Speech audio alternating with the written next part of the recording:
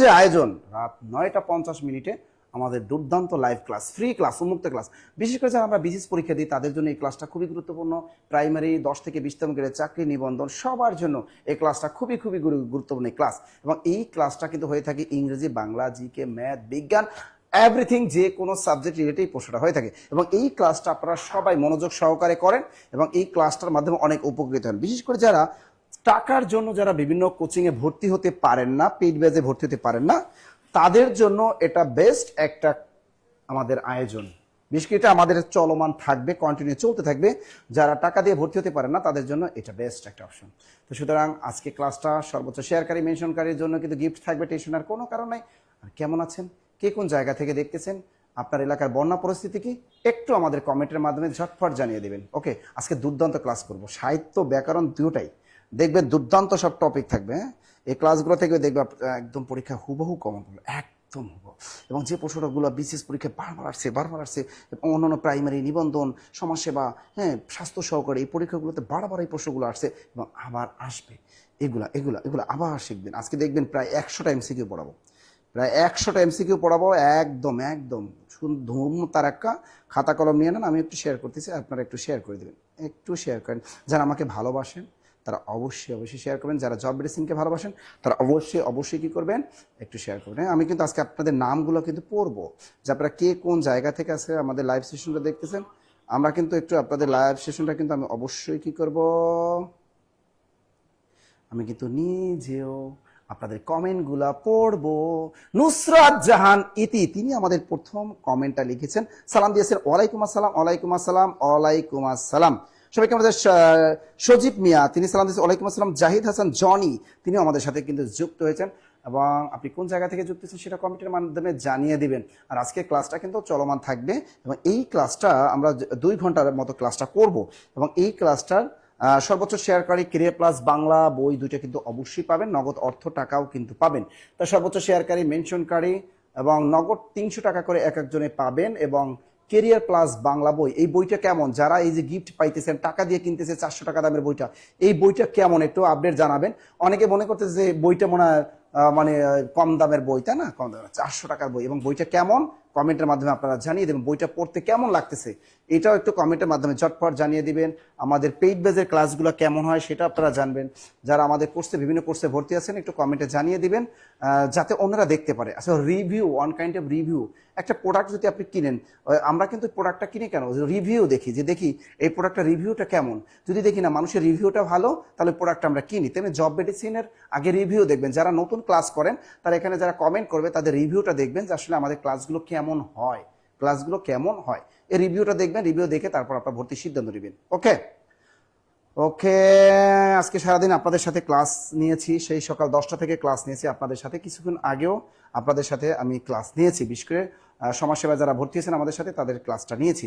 আর বই কিন্তু অনেক কাঙ্ক্ষিত সেই বই কিন্তু ঢাকা শহরে আপনারা জানেন প্রচুর পরিমাণে পানি, এবং পানির কারণে বইগুলো বাংলা বাজার থেকে আসতে পারতেছে না। এই আমরা রাতে এখনও কিন্তু আসার চেষ্টা করতেছে, কিন্তু আসতে পারতেছে না। আগামীকাল সকালে ইনশাল্লাহ আমাদের বইগুলো চলে আসবে। এবং অধীর আগ্রহ যারা ছিলেন সমাজসেবার বই, ইনশাল্লাহ আগামীকাল সবাইকে ধারাবাহিকভাবে কুরিয়ার করা হবে। আগামীকাল আপনাদের সবার যে দীর্ঘ প্রতীক্ষার অবসান ঘটল। ওকে, আর আমাদের মমিনুল স্যার আছেন কিন্তু কক্সবাজার উখিয়ায় আছেন, তিনি সেখানকার মানুষদের উদ্ধার তৎপরতার কাজে, এবং তার সাথে আমাদের জব মেডিসিন কক্সবাজার শাখার পরিচালক এবং স্টুডেন্টরাও তার সাথে যুক্ত হয়েছেন উদ্ধার তৎপরতার কাজে, এবং ত্রাণ সামগ্রী বিতরণের কাজেও কিন্তু আমাদের যুক্ত হয়েছে জব মেডিসিনের পক্ষ থেকে। সুতরাং টেনশন নেওয়ার কোনো কারণ নাই। যারা ওই অঞ্চলে যারা আছেন তারা চাইলে আপনারা মমিনুল স্যারের সাথে দেখা করতে পারেন। স্যার সাউন্ড সাকিবুল হাসান, কেমন আছেন আপনারা, কেমন আছে? দ্রুত দ্রুত দ্রুত লেখো, দ্রুত। আচ্ছা, এখানে আমরা কিন্তু অনেকগুলো প্রশ্ন কিন্তু সলভ করাবো। একজন লাগছে সাবজেক্টিভ ক্লাস। আমরা তো এই যে সাবজেক্টিভ ক্লাস হয় না, আমরা তো নোটিশ দিয়েই দিছি সাবজেক্টিভ ক্লাস রুটিন না দেওয়া পর্যন্ত আপনাদের আর ফেস্ট ক্লাসগুলো দিব না, কারণ নতুন রুটিন সিলেবাস আসবে। তোমার তো কমেন্ট করার দরকার নাই, সিলেবাস দিবে, তারপর তোমাদের বারবার বলে দিয়ে নোটিশ দেওয়া আছে প্রত্যেক গ্রুপে যে সিলেবাস দিবে, তারপর আবার ক্লাস শুরু হবে। এতদিন যে কটা ক্লাস হয়েছে ওই পর্যন্ত এনাফ, কারণ নিবন্ধন কর্তৃপক্ষ আবার সিলেবাস চেঞ্জ করতেছে। এই সিলেবাস দিবে, তারপর আবার ওখানে আপনার নিবন্ধন পেইড বেজের ক্লাসটা হবে। আপনাদের এখন চলবে যারা জেনারেল আছেন জেনারেল পার্টের ক্লাসগুলো আপনাদের কন্টিনিউ চলবে আপনাদের রুটিন মাফিক। আচ্ছা, আমাদের সাথে সুখী আছেন, আব্দুর রহিম আছেন, এবং প্রত্যেকে কিন্তু শেয়ার করবেন এবং মেনশন করবেন। সর্বোচ্চ শেয়ারকারী মেনশনকারী আবার বলে দিচ্ছি, কেরে প্লাস বাংলা বই এবং নগদ টাকা কিন্তু পাবেন, নগদ টাকা কিন্তু পাবেন। এবারে আমরা প্রশ্ন ঝটপট চলে যাব, ঝটপট আপনারা শেয়ার করতে থাকে, মেনশন করতে থাকেন, আর আমি এদিকে পড়াতে থাকি। মাঝে জননী কান্দে কোন ধরনের রচনা? এটা 24তম বিশেষ পরীক্ষা আসছে এবং এই ধরনের প্রশ্ন বারবার আসে। নিচের কোনটি উপন্যাস, নিচের কোনটি কাব্য, এরকম প্রশ্ন কিন্তু আসে। নিচের কোনটি ছোট গল্প, নিচের কোনটি মুক্তিযুদ্ধ ভিত্তিক কাব্য? এই ধরনের প্রশ্নগুলো পারতে হলে আমাদের বেসিক জ্ঞান অবশ্যই থাকা দরকার। এটা আমাদের, এবং এটা কার লেখা? মা যে জননী কান্দে, এটা কার লেখা? এটি কি কাব্য, এটা কি উপন্যাস, নাকি নাটক, নাকি প্রবন্ধ? দ্রুত বলো, দ্রুত দ্রুত দ্রুত দ্রুত বলো, এটা কি? এটা কি? দ্রুত বলো। আপনাদের কাছ থেকে উত্তর আশা করব, আমি কিন্তু উত্তর আশা করব, আপনারা উত্তর করবেন, তারপর আমি কিন্তু বলবো। দ্রুত বলো, দ্রুত বলো। মা যে জননী কান্দে, এটা কার? এটা কার কার কার কার? দ্রুত বলো। রাখালি, বালুচর, ধানক্ষেত, এগুলো কার? রাখালি, এটা হলো কাব্য। এটা কি? এটা একটা কাব্য। আরো কাব্য আছে, দেখো রাখালি। তার রাখালি কাব্যটা কার?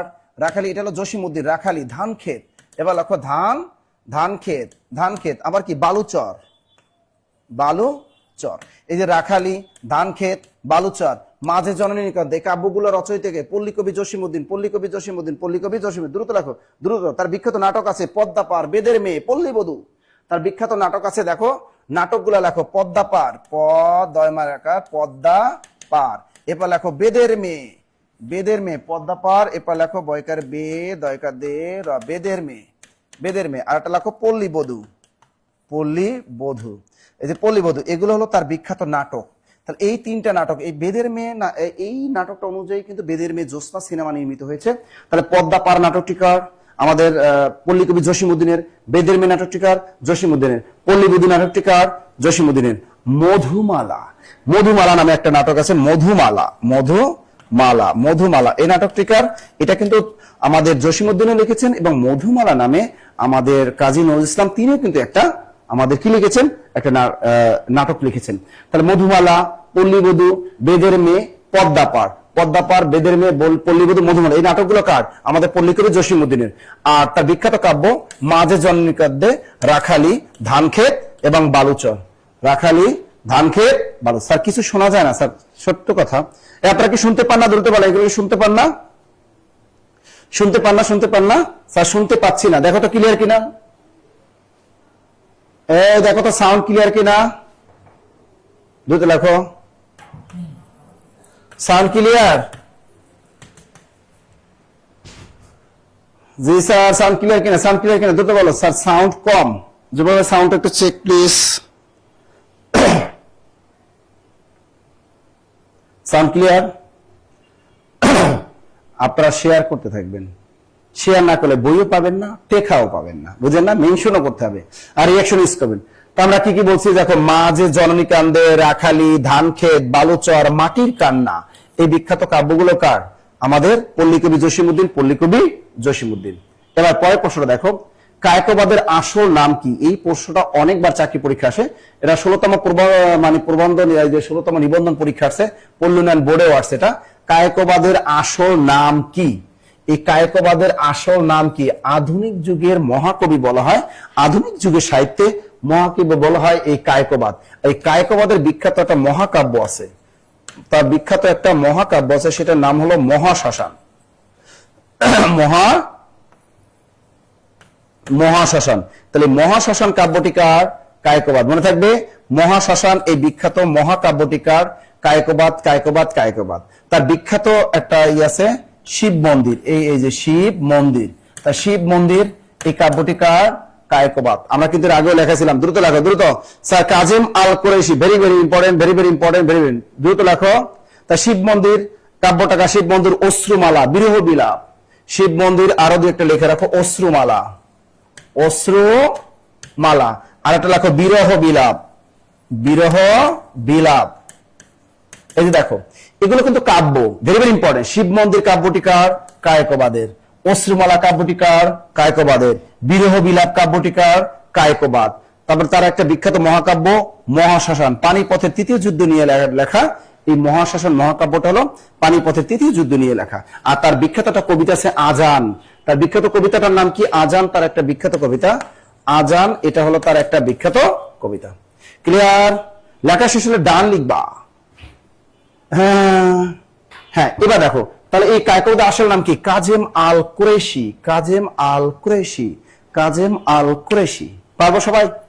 ওকে, মহাশয় আমাদের সেতু সরকার সাবরিনা আছেন আমাদের সাথে, মোহাম্মদ ইমরান খান আমাদের সাথে যুক্ত হয়েছেন, ফেন্সি আমাদের সাথে যুক্ত হয়েছেন, এবং সুখী তিনিও আমাদের সাথে যুক্ত হয়েছেন। আর কার কাছে? সজীব মিয়া, তিনি আমাদের সাথে যুক্ত হয়েছেন, এবং রাশেদুল ইসলাম তিনি যুক্ত হয়েছেন আমাদের সাথে। নীরব মন, উফ কেন তোমার মনটা নীরব বলো না? নীরব মন তিনি আমাদের সাথে যুক্ত হয়েছেন। Very very important, very very important. Share করতে হবে, মেনশন করতে হবে, দ্রুত দ্রুত দ্রুত দ্রুত।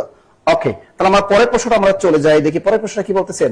জীবনানন্দ দাশ, ওয়াও, সেই রোমান্টিক একজন বিখ্যাত একজন কবি জীবনানন্দ দাশ, তিমির হননের কবি, ধূসরতার কবি, পরবাস্তব কবি। তা বাংলা সাহিত্যে ধূসরতার কবি বলা হয় কাকে?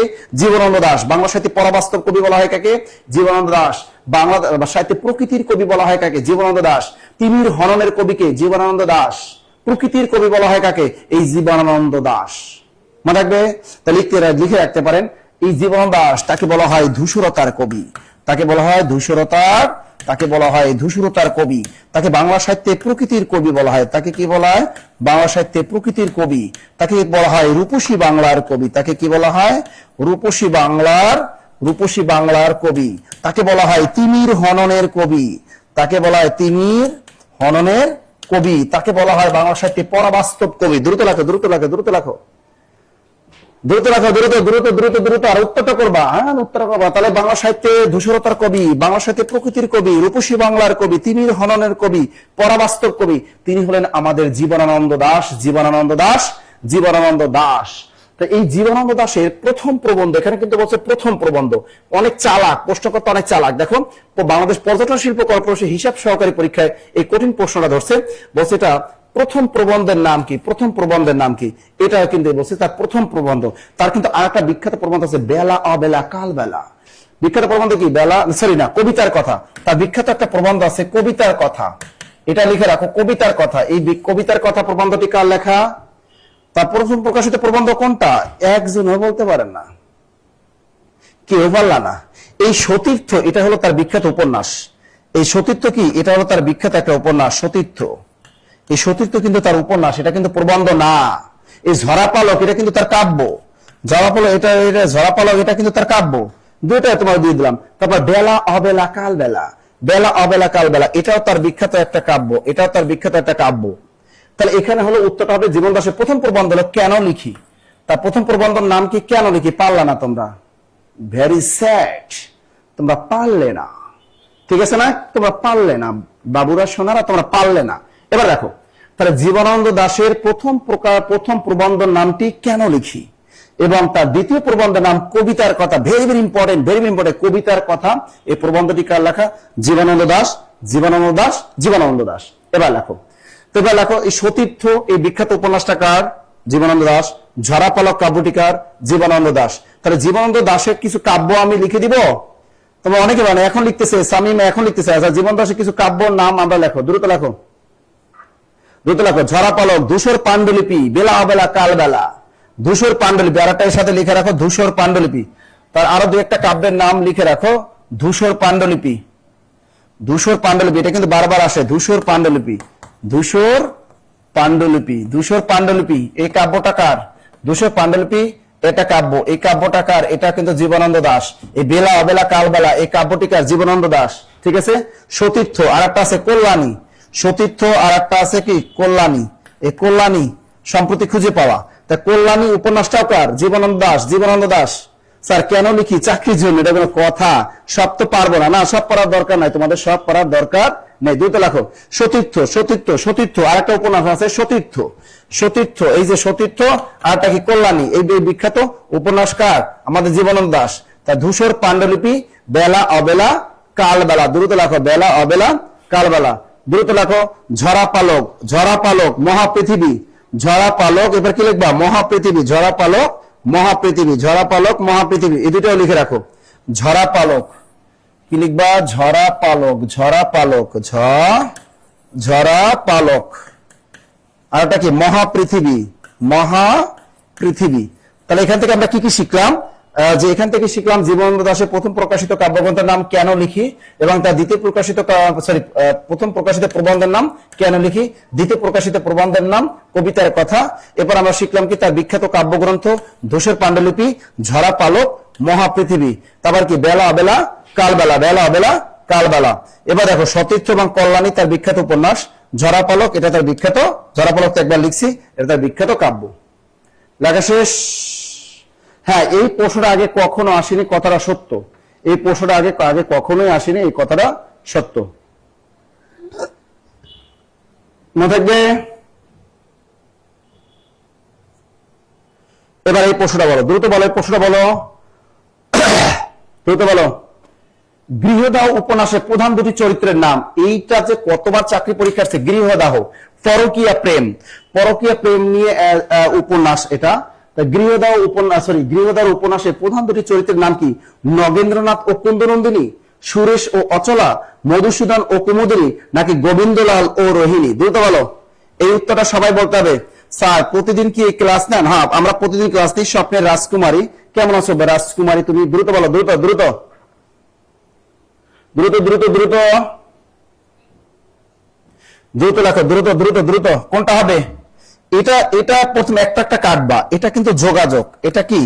এটা কিন্তু রবি ঠাকুরের যোগাযোগ উপন্যাস। রবি ঠাকুরের যোগাযোগ উপন্যাসের বিখ্যাত দুইটা চরিত্র মনে রাখবে ভাবে, যে রবি ঠাকুর একটা একটা কাটবা যখন পারবা না। তা রবি ঠাকুরের যোগাযোগ উপন্যাসের বিখ্যাত দুটো চরিত্র মধুসূদন ও কুমুদিনী। আবার দেখো কৃষ্ণকান্তের উইল, কৃষ্ণকান্তের উইল, কৃষ্ণকান্তের উইল, এই যে বঙ্কিমচন্দ্র চট্টোপাধ্যায়ের কৃষ্ণকান্তের উইল উপন্যাসের বিখ্যাত চরিত্র গোবিন্দলাল ও রোহিণী। এখন উপরে দুইটা থেকে বের করো।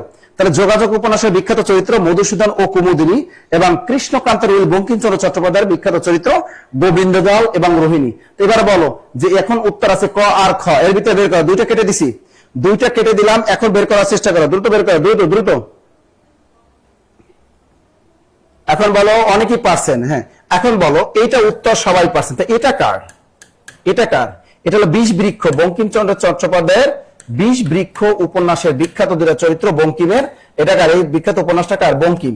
বঙ্কিমচন্দ্র চট্টোপাধ্যায়ের বিখ্যাত বিষ বৃক্ষ উপন্যাসের চরিত্র নগেন্দ্রনাথ ও কুন্দনন্দিনী। সবকটা লিখে রাখো। বিসিএস কেন সব চাকরি পরীক্ষা ধরবে, দেখো না এই গরিব মার্কা চাকরি পরীক্ষা ধরে এইসব প্রশ্ন। তাহলে দেখো আমরা কি কি শিখলাম।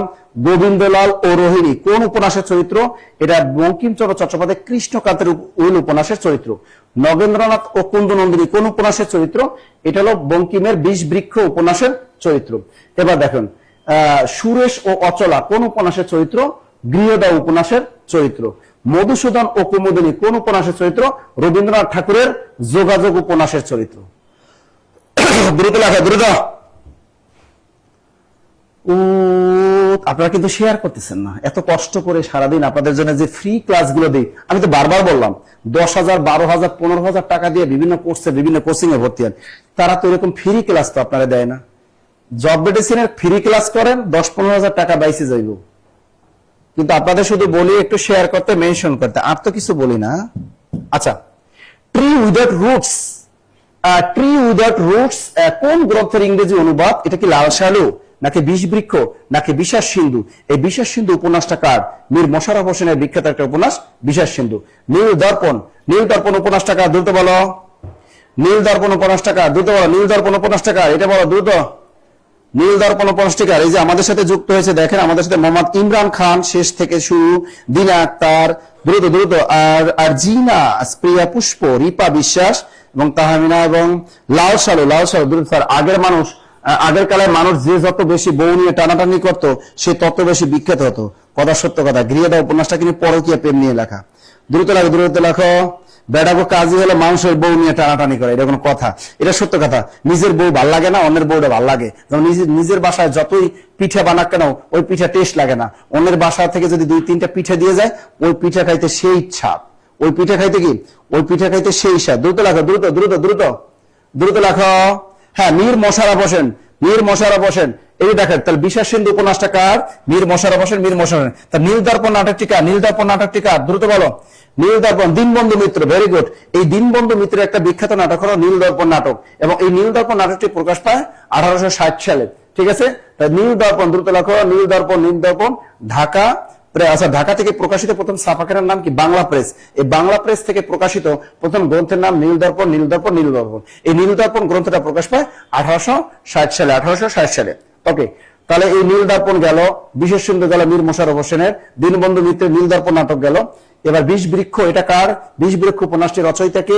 আমাদের বঙ্কিমচন্দ্র চট্টোপাধ্যায়, বঙ্কিমচন্দ্র চট্টোপাধ্যায়। তাহলে উত্তর হবে লাল সালু, লাল সালু, লাল সালু। পরীক্ষা এই লাল সালু উপন্যাসটা কত সালে প্রকাশ পায়? 1948 সালে। দ্রুত লেখো। এই লাল স্যার আস্তে আস্তে বলেন, লিখে পারা যায় না। নো বেবি, আস্তে আস্তে বলা যাবে না, অনেক পড়াতে হবে। তা লাল সালু উপন্যাসটা প্রকাশ পায় 1948 সালে। লাল সালু উপন্যাসটা প্রকাশ পায় কত সালে? 1948 সালে। তা লাল সালু উপন্যাসটা রচয়িতা কে? লাল সালু উপন্যাসটা কার বলতো? লাল সালু উপন্যাসটা রচয়িতা কে? দ্রুত বলো। এই লাল সালু উপন্যাসটা লিখছে কে? এটা বলো না। লাল সালু উপন্যাসটা লিখছে কে? এই ট্রি উইদাউট রুটস। আপনারা এটা বুঝছি যে এটাই হলো এই লাল সালু উপন্যাসের ইংরেজি অনুবাদের নাম। এবার আপনাকে বলতে হবে এই লাল সালু উপন্যাসটা রচয়িতাকে। লাল সালু উপন্যাসটা রচয়িতাকে?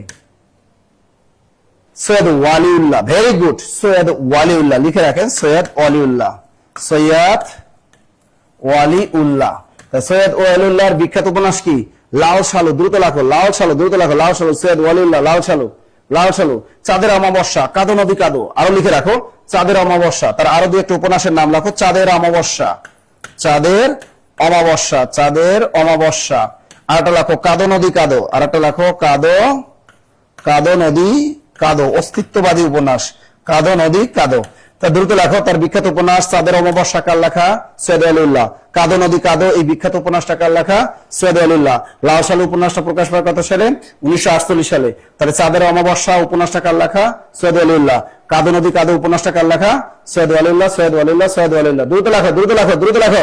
Very very important, very very important. তার বিখ্যাত একটা ছোট গল্প আছে নয়নচারা। নয়নচারা, তার বিখ্যাত একটা ছোট গল্প আছে নয়নচারা। লিখে রাখো, নয়নচারা। এটা তার বিখ্যাত একটা ছোট গল্প। এই নয়নচারা বিখ্যাত একটা ছোট গল্প। ছোট একাটো, ছোট গল্প, ছোট গল্প। ধরে লেখো। তার নাটক আছে কিন্তু, তরঙ্গ ভঙ্গ সুরঙ্গ। বহিপীর নাটকটিকার সৈয়দ ওয়ালিউল্লাহ। তার নাটক কি? বহিপীর। তার বহিপীর নাটকটিকার সৈয়দ ওয়ালিউল্লাহ। লিখে রাখো, বহিপীর, বহিপীর। তার বহিপীর নাটকটিকার বহস্করি, বহি ওইদিকে পীর, এই বহিপীর এটা নাটক। তরঙ্গ ভঙ্গ সুরঙ্গ, যে তরঙ্গ ভঙ্গ সুরঙ্গ, এগুলো দেখা দরকার না, আপনি শুধু এই নাটকটাই লেখেন। বহিপীর নাটকটি কার লেখা? সৈয়দ ওয়ালিউল্লাহ। তার নয়নচারা ছোট গল্পটি কার লেখা? সৈয়দ ওয়ালিউল্লাহ।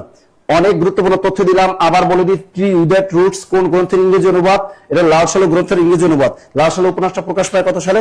1948 সালে। ক্লিয়ার? ক্লিয়ার। নীল দর্পণ নাটকটিকার? দীনবন্ধু মিত্র। এবার দেখেন, বিশেষ সুন্দর উপন্যাসটিকার? মীর মোশাররফ হোসেন। বিষ বৃক্ষ উপন্যাসটিকার? আমাদের বঙ্কিমচন্দ্র চট্টোপাধ্যায়। আর বহিপীর নাটকটিকার? বহিপীর নাটকটিকার সৈয়দ ওয়ালিউল্লাহ। তারপর নয়নচারা ছোট গল্পটিকার? সৈয়দ ওয়ালিউল্লাহ। লিখছেন সবাই? দেখো দেখো দেখো, এই যে দেখেন, যারা আমাদের পেইড বেজের স্টুডেন্ট, যারা নিয়মিত ক্লাস করেন জব মেডিসিনে, তাদের কেউ আটকাতে পারবে না। চাকরি আপনাদের হবে ইনশাআল্লাহ, চাকরি আপনাদের হবে, আপনাদের আটকাতে পারবে না। নিয়মিত বেসিক ক্লাসগুলো করেন আর ক্লাসগুলো লেগে থাকেন, লেগে থাকলে চাকরি আপনার হবে।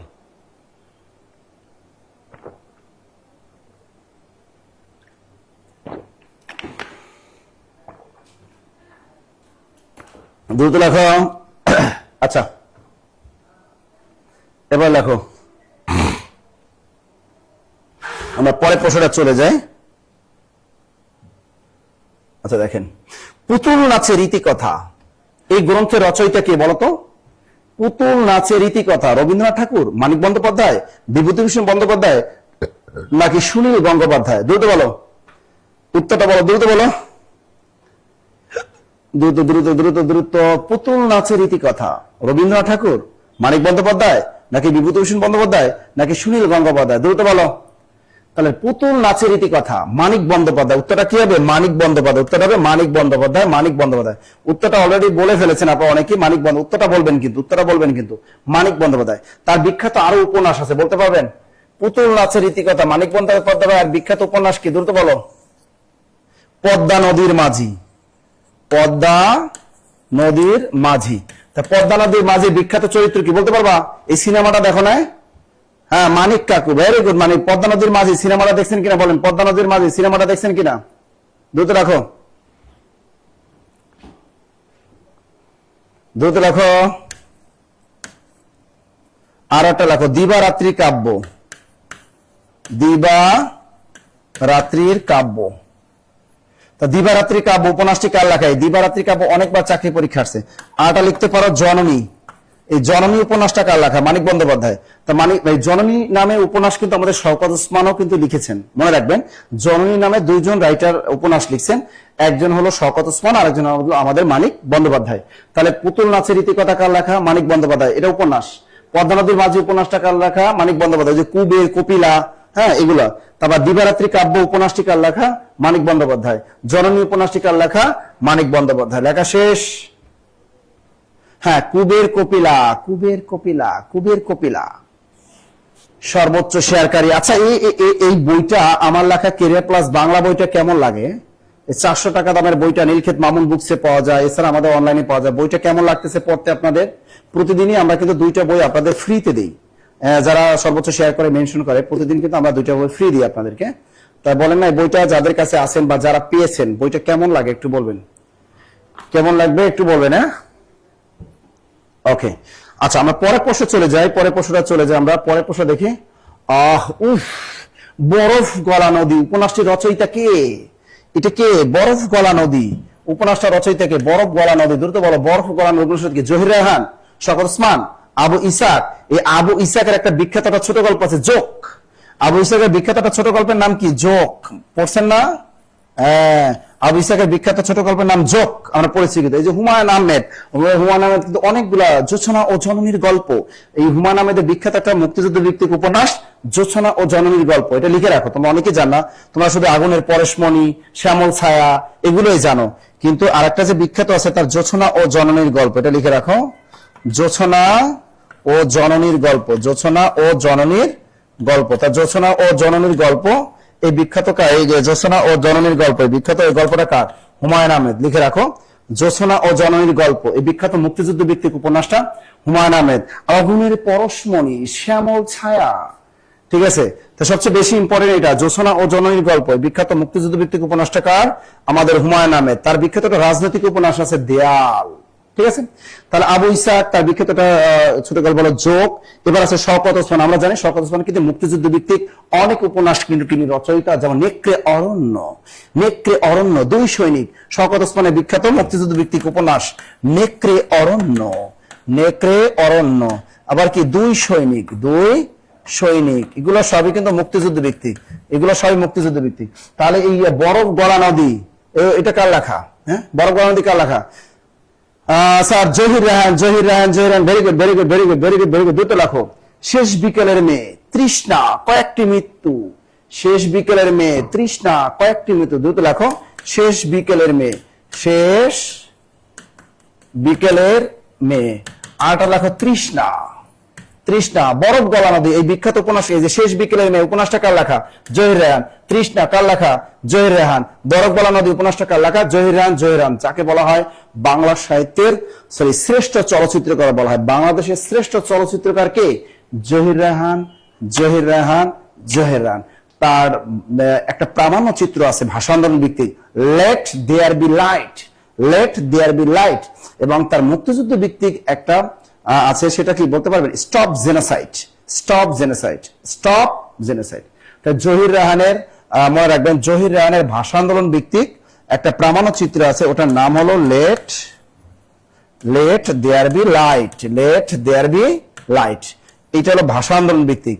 আর stop genocide, stop genocide, stop genocide, এটা হলো মুক্তিযুদ্ধ ভিত্তিক প্রামাণ্য চিত্র। আর এ স্টেট ইজ বর্ন, এটাও কিন্তু জহির রায়হানের বিখ্যাত একটা প্রামাণ্য চিত্র। এটা মনে রাখেন, ভাষা আন্দোলন ভিত্তিক প্রথম প্রামাণ্য চিত্র let there be light, Zahir Raihan. মুক্তিযুদ্ধ ভিত্তিক প্রথম প্রামাণ্য চিত্র স্টপ জেনোসাইড, এটাও জহির রায়হান। লিখতে পেরেছেন সবাই? হ্যাঁ, আপনাদের কিন্তু এখানে জব মেডিসিন থেকে কিন্তু একটা গুগল ফর্ম দেওয়া হয়, অর্থাৎ যারা জব মেডিসিনের পেইড ব্যাচে ভর্তি হতে ইচ্ছুক, হ্যাঁ, বিভিন্ন কোর্সে ভর্তি হতে যারা ইচ্ছুক, তারা চাইলে গুগল ফর্মটা পূরণ করে দিবেন এবং মহা ডিসকাউন্টে ভর্তির সুযোগ পাবেন। হ্যাঁ, সূর্য দিগল বাড়ি, আবু ইসাকের বিখ্যাত উপন্যাস। হ্যাঁ, সূর্য দিগল বাড়ি, এটাও লিখে রাখেন।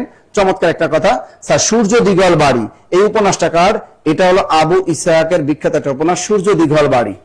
আবু ইসহাকের বিখ্যাত একটা উপন্যাস সূর্য দীঘল বাড়ি, সূর্য দীঘল বাড়ি। দ্রুত লেখো, দ্রুত লেখো, দ্রুত লেখো, দ্রুত লেখো।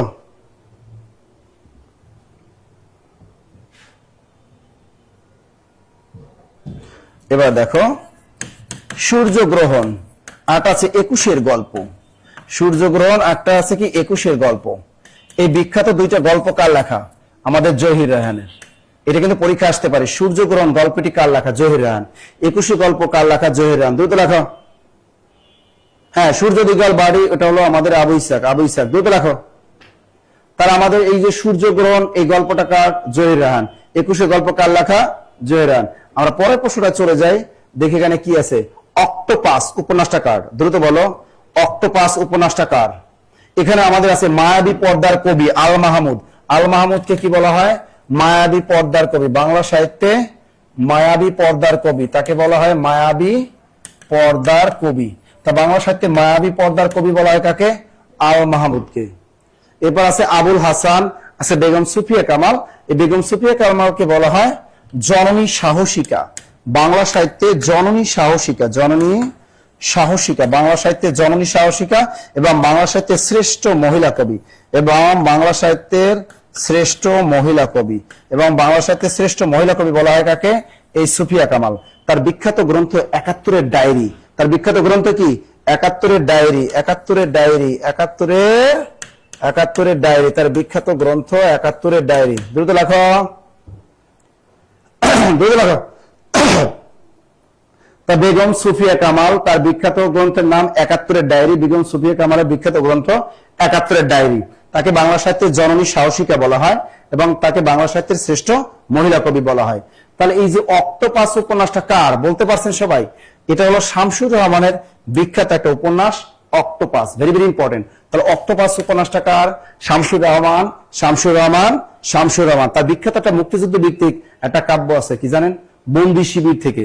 তারপরে বন্দি শিবির থেকে শামসুর রহমানের বিখ্যাত মুক্তিযুদ্ধ ভিত্তিক কাব্য আছে বন্দি শিবির থেকে। অদ্ভুত আধার এক, অদ্ভুত আধার এক, এটাও কিন্তু মুক্তিযুদ্ধ ভিত্তিক। তাহলে লিখে রাখেন অদ্ভুত আধার এক, অদ্ভুত,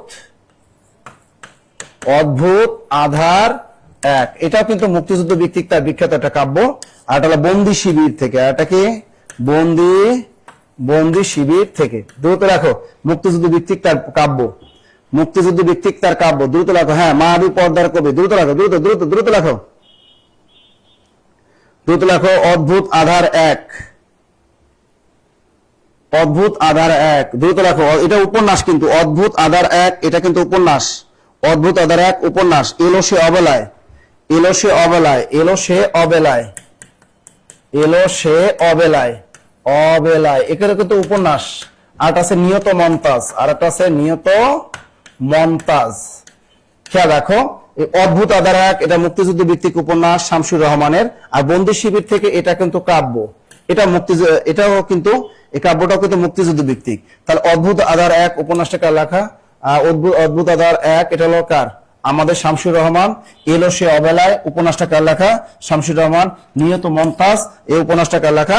শামসুর রহমান। তাহলে অক্টোপাস এই বিখ্যাত উপন্যাসটা কার? শামসুর রহমান। অক্টোপাস উপন্যাসটা কার? Shamsur Rahman, Shamsur Rahman, Shamsur Rahman. Thank you, thank you, thank you, thank you. আচ্ছা, দেখি আমাদের পরের প্রশ্নটা কি আসতেছে এখানে। চমৎকার একটা উক্তি, 16 নয় আমার মাতৃভাষার 16শত রূপ, কে বলেছেন এটা? অনেকবার চাকরি পরীক্ষা আসছে এটা, 2025 সালে চাকরি পরীক্ষা আসছে বাংলাদেশ পর্যটনে। 16 নয় আমার মাতৃভাষার 16শত রূপ, এটা কার? ডক্টর নীলিমা ইব্রাহিম বড় কার? না ডক্টর আহমেদ শরীফ, নাকি মনির চৌধুরী, নাকি ডক্টর মোহাম্মদ রফিকুল ইসলাম? দ্রুত বলো, এটা কি ডক্টর মোহাম্মদ রফিকুল ইসলাম, নাকি মনির চৌধুরী, নাকি ডক্টর আহমেদ শরীফ, নাকি ডক্টর নীলিমা ইব্রাহিম? দ্রুত বলো, কোনটা হবে, কোনটা হবে? দ্রুত বলো, দ্রুত বলো, দ্রুত বলো। ডক্টর নীলিমা ইব্রাহিম, নাকি ডক্টর আহমেদ শরীফ, নাকি কোনটা হবে? কোনটা কোনটা কোনটা? নাকি মনির চৌধুরী? উত্তরটা বলেন, দ্রুত বলেন, দ্রুত দ্রুত দ্রুত। এখনো বন্দি শিবির থেকে আছে তোমরা, উত্তরটা বলতে পারবা কেউ? এটা কেউ বলতে পারবা? 16 নয় আমার মাতৃভাষা 16শত রূপ, আমার মাতৃভাষা 16শত রূপ, উক্তিটি কার? উক্তিটি কার? মুনির। এই যে Mehejabin, very good, thank you baby, thank you. Mehjabin তিনি বলেছেন সেটা আমি পারি। এটা হলো আমাদের Munir Chowdhury, Munir Chowdhury, Munir Chowdhury. Very good, very good, very good. এটা হলো Munir Chowdhury, Munir Chowdhury, Munir Chowdhury. Very very important, এটা মনে রাখবা। লোকে বলে, ও বলে রে ঘর বাড়ি ভালা নাই আমার, লোকে বলে, ও বলে রে ঘর বাড়ি ভালা নাই আমার। তাহলে এই বিখ্যাত এই গানটি কার? প্রাথমিক সহকারী প্রধান শিক্ষক নিয়োগ পরীক্ষা 2023 সালে প্রধান শিক্ষক নিয়োগ পরীক্ষা আছে সামনে। যাদের প্রধান শিক্ষক নিয়োগ পরীক্ষা, এই গান বাজনা থেকে একটা কিন্তু আসবে সামনে। যাদের প্রধান শিক্ষক নিয়োগ পরীক্ষা আছে, গান বাজনা থেকে একটা ধরবে, এটা নিশ্চিত থাকেন। তার এই যে বলেন লোকে বলে, বলে রে ঘর বাড়ি ভালা নাই আমার, এটা কার? এটা কি লালন ফকিরের, এটা কি হাসন রাজার, নাকি পাগলা কানাই, নাকি ফকির আলমগীরের গান? দ্রুত বলো। আপনাদের কাছ থেকে উত্তরটা আশা করতেছি। উত্তর না দিলে ক্লাস নেওয়া ভাল লাগে না, আমার ভাল লাগে না। দ্রুত বলো, দ্রুত বলো, দ্রুত দ্রুত দ্রুত দ্রুত দ্রুত। কার? দিনা আক্তালিসি স্যার, রাজা বাবু। রাজা বাবু কি? হাসন রাজা। হ্যাঁ, আপনারা কিন্তু পেরেছেন হাসন রাজা। Very good. তা লোকে বলে, বলে রে ঘর বাড়ি ভালা নাই আমার, এই গানটি হলো আমাদের বিখ্যাত হাসন রাজার গান। এই হাসন রাজার বাড়ি হলো সুনামগঞ্জ। হাসন রাজার বাড়ি কোথায়? সুনামগঞ্জ, মনে থাকবে। এবং তার আরো দুইটা বিখ্যাত গান আছে। কে কে বলতে পারে আরো তার বিখ্যাত দুইটা গান আছে? বলে। আগুন লাগাইয়া দিল কোনে হাসন রাজার মনে, আগুন লাগাইয়া দিল কোনে। এই যে আগুন লাগাইয়া দিল কোনে, আগুন লাগাইয়া দিল কোনে, এই বিখ্যাত এই গানটা কার? হাসন রাজার। লোকে বলে, ও বলে রে ঘর বাড়ি ভালা নাই আমার। আরেকটা গান আছে, নিশা লাগিল রে বাকাত নয়নে নেশা লাগিল রে। এই যে দ্রুত রাখো, দ্রুত। তিনটা গান বিখ্যাত, এই তিনটা গান লিখতে হবে। হাসন রাজা থেকে আর আসবে না। হাসন রাজা তাকে বাংলা সাহিত্যে বলা হয় লোককবি। তাকে বাংলা সাহিত্যে কি বলা হয়? তাকে বাংলা সাহিত্যে বলা হয় লোককবি, তাকে বাংলা সাহিত্যে বলা হয় লুচ্চা কবি। এবং দেখেন তার বিখ্যাত তিনটা গান, লোকে বলে রে ঘর বাড়ি ভালা না আমার, এটা তার বিখ্যাত গান। আর একটা গান আগুন লাগাইয়া দিল কোনে হাসন রাজার মনে। ঠিক আছে, ওরা কিন্তু পুরো গানটা লিখবে না, ওরা লিখবে আগুন লাগাইয়া দিল কোনে ডট ডট এই গানটির রচয়িতাকে। আবার বলবে নেশা লাগিল রে, এই বিখ্যাত গানটা কার? হাসন রাজা। লিখছে সবাই? লিখছে লিখছে লিখছে লিখছেন? দ্রুত রাখা, দ্রুত দ্রুত দ্রুত লিখছে লিখছেন? Very very important, very very important. এখন দেখো আমাদের এখানে এইগুলা কিন্তু very very important, very very important, very very important. এবার বলো, আপন ঘরে বোঝাই শোনা পরে করে লেনা দেনা। এই যে শিক্ষা অধিদপ্তর পরীক্ষা আছে, তার মানে ধরবে কিন্তু গান বাজনা থেকে ধরবে। আপন ঘরে বোঝাই শোনা পরে করে লেনা দেনা, এই বিখ্যাত লাইনটি কার? প্রমোদ চৌধুরী বিখ্যাত গান, নাকি নির্মলেন্দু গুণ, নাকি হাসন রাজা, নাকি আমাদের বাউল সম্রাট লালন শাহ? দ্রুত বলো, উত্তরে বলো, দ্রুত দ্রুত দ্রুত দ্রুত দ্রুত দ্রুত দ্রুত দ্রুত দ্রুত বলো। এটা কি হবে?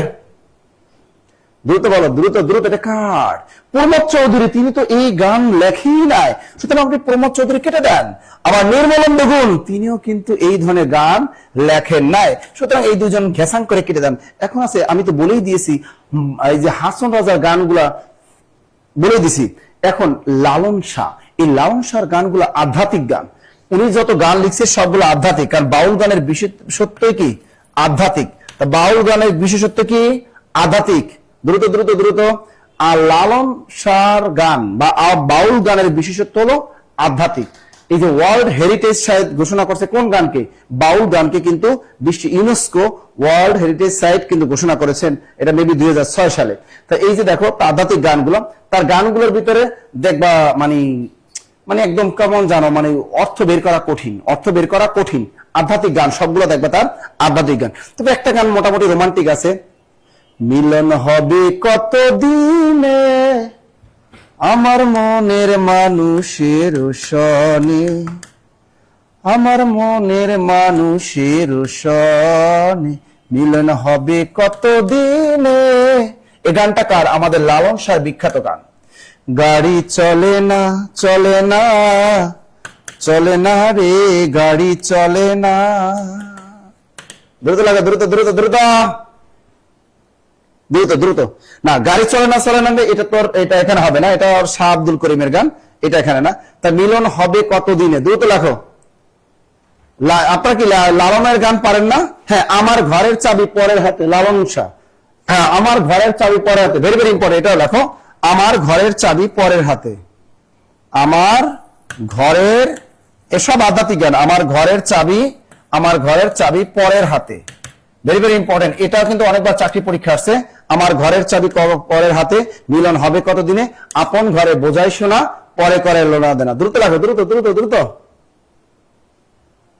দ্রুত লাগো, দ্রুত দ্রুত লাগো। খাঁচার ভিতর অচিন পাখি, পাখি কেমনি আসে যায়, এই গানটাও কিন্তু অনেকবার আসছে। খাঁচার ভিতর অচিন পাখি, দ্রুত লেখো। খাঁচার ভিতর অচিন পাখি, খাঁচার ভিতর অচিন পাখি, গানটা কিন্তু অনেকবার আসছে।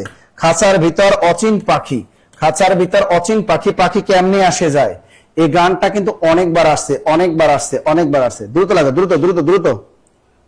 আরেকটা আছে দেখো, সময় গেলে সাধন হবে না। আরেকটা আছে কি, সময় গেলে সাধন হবে না, সময় গেলে, সময় গেলে সাধন হবে না। এটাও কিন্তু আধ্যাত্মিক গান, এটাও লালন শাহ, এটাও লালন শাহ। দ্রুত দ্রুত দ্রুত আরেকটা লেখো। কেউ মালা কেউ তসবি গলায়, তাই তো জাত ভিন্ন বলায়, এটাও চাকরি পরীক্ষা আসছে। কেউ মালা কেউ তসবি গলায়, তাই তো জাত ভিন্ন বলায়, এটাও চাকরি পরীক্ষা আসছে। কেউ মালা, কেউ মালা কেউ তসবি, কেউ মালা কেউ তসবি গলায়, হ্যাঁ, কেউ মালা কেউ তসবি গলায়, তাই তো জাত ভিন্ন বলায়। আমি যে কটা গান লিখে দিয়েছি প্রত্যেকটা গান লালন শাহ, এগুলো বিভিন্ন চাকরি পরীক্ষা আসছে, আপনাদেরও আসবে, বিশেষ পরীক্ষা সহ যে কোনো চাকরি পরীক্ষা আসবে। এটা মনে রাখবেন কিভাবে, এই মানে লালনের গানে কোনো রোমান্টিকতা নাই, সব আধ্যাত্মিক গান। এই যে কেউ মালা কেউ তসবি গলায়, তাই তো জাত ভিন্ন বলায়, এগুলো বোঝাই যায় আধ্যাত্মিক গান, তার মানে এটা লালন শাহর গান। আমার ঘরের চাবি পরের হাতে, বোঝাই যায় এটা আধ্যাত্মিক গান, অর্থগুলো বের করা কঠিন। হ্যাঁ, খাসার ভিতরে অচিন পাখি, পাখি কেমনে আসে যায়, এইসব গানগুলোর ভিতরে আধ্যাত্মিকতা, মানে অর্থ নির্ণয় করা কঠিন। এইগুলা হলো, এই যে আপন ঘরে বোঝাই শোনা, পরে করে লেনা দেনা, এগুলো সব কার, আমাদের লালন শাহ। এই যে সময় গেলে সাধন হবে না, এগুলো সব গানগুলো হচ্ছে আমাদের লালন শাহ, লালন শাহ, লালন শাহ। ক্লিয়ার সবাই? হ্যাঁ, বাড়ির কাছে আশিনগর, সেটাই পড়শি বসত করে। আপনারা তো চমৎকার রোমান্টিক রোমান্টিক গান পারেন, পারেন না? অনেক রোমান্টিক রোমান্টিক গান পারেন। আচ্ছা, শাহ আব্দুল করিমের যে গানগুলো আছে এটা একটু লিখে রাখেন। আমাদের শাহ আব্দুল করিম আছে না, শাহ আব্দুল করিম, তার দুই একটা গান আপনারা লিখে রাখেন। শাহ আব্দুল করিম, ওনার বিখ্যাত গান আছে, তাহলে লেখেন শাহ আব্দুল করিমের গান লেখেন। শাহ আব্দুল করিম, শাহ আব্দুল, শাহ আব্দুল করিম, তা শাহ আব্দুল করিমের বিখ্যাত গান দুই একটা লিখে রাখেন, মনে রাখবেন। এই গানগুলো মনে, তাকেও কিন্তু বাউল সম্রাট বলা হয়। তা শাহ আব্দুল করিম, তার গানে কি আছে, রোমান্টিকতা, তার গানগুলো বের করা সহজ, রোমান্টিকতা পাবেন, সব রোমান্টিক। এই শাহ আব্দুল করিমের প্রত্যেকটা গানের ভিতরে রোমান্স, রোমান্টিক, মানে আধুনিক সমাজের সাথে মেলে এর গানগুলা। এই গানগুলো ইজিলি আপনারা ধরতে পারবেন পরীক্ষা আসলে। তা যেমন একটা গান, শাহ আব্দুল করিমের গানটা বলেন তো। আগে কি সুন্দর দিন কাটাইতাম আমরা, আগে কি সুন্দর দিন কাটাইতাম, গ্রামের নওজওয়ান হিন্দু মুসলমান মিলিয়া মওলা গানার মুর্শিদি গাইতাম আমরা, মিলিয়া মওলা গানার মুর্শিদি গাইতাম, আগে কি সুন্দর দিন কাটাইতাম আমরা, আগে কি সুন্দর দিন কাটাইতাম। এই বিখ্যাত গানটা আমরা বারবার শুনি, কিন্তু আমরা জানি না আসলে এই গানটার রচয়িতা কে। তা এই বিখ্যাত গানটা রচয়িতা কিন্তু আমাদের শাহ আব্দুল করিম, তার বাড়িও কিন্তু সুনামগঞ্জ। দেখেন আপনারা কিন্তু শেয়ার করতেছেন না, রিয়াকশন ইউজ করতেছেন না, তাহলে কিন্তু হবে না, ক্লাস কিন্তু বন্ধ করে দেব। হ্যাঁ, দ্রুত দ্রুত দ্রুত। উফ, সাথী মন্ডল লিখছে, বন্দে মায়া লাগাইছে, পিরিতি শিখাইছে।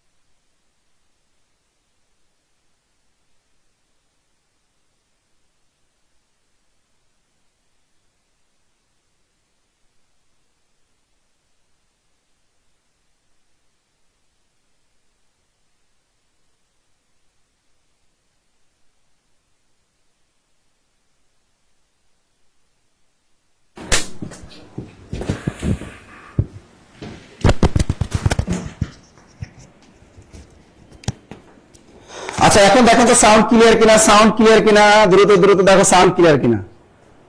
সাউন্ড নাই। সকাল থেকে সাব মেডিসিনের ক্লাস হয়, দেখেন কতগুলা ক্লাস, আমাদের বিসিএস এর ব্যাচের ক্লাস, প্রাইমারি ব্যাচের ক্লাস, নিবন্ধন ব্যাচের ক্লাস, 10 থেকে 20তম গ্রেডের ক্লাস। অস্ত্রের আর চার্জ থাকে না, অস্ত্রে কি থাকে না, চার্জ শেষ হয়ে গেছিল। ক্লিয়ার? সাউন্ড ঠিক আছে বলো তো, সাউন্ড এবার আসছে। ফ্যান্সি বলছে স্যার এবার আসছে, রেডিওর মতো না?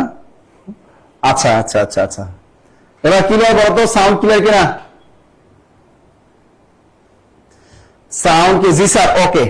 তা দেখো আমরা গান আরেকটা গান আমরা লিখছে, দ্রুত দ্রুত দ্রুত।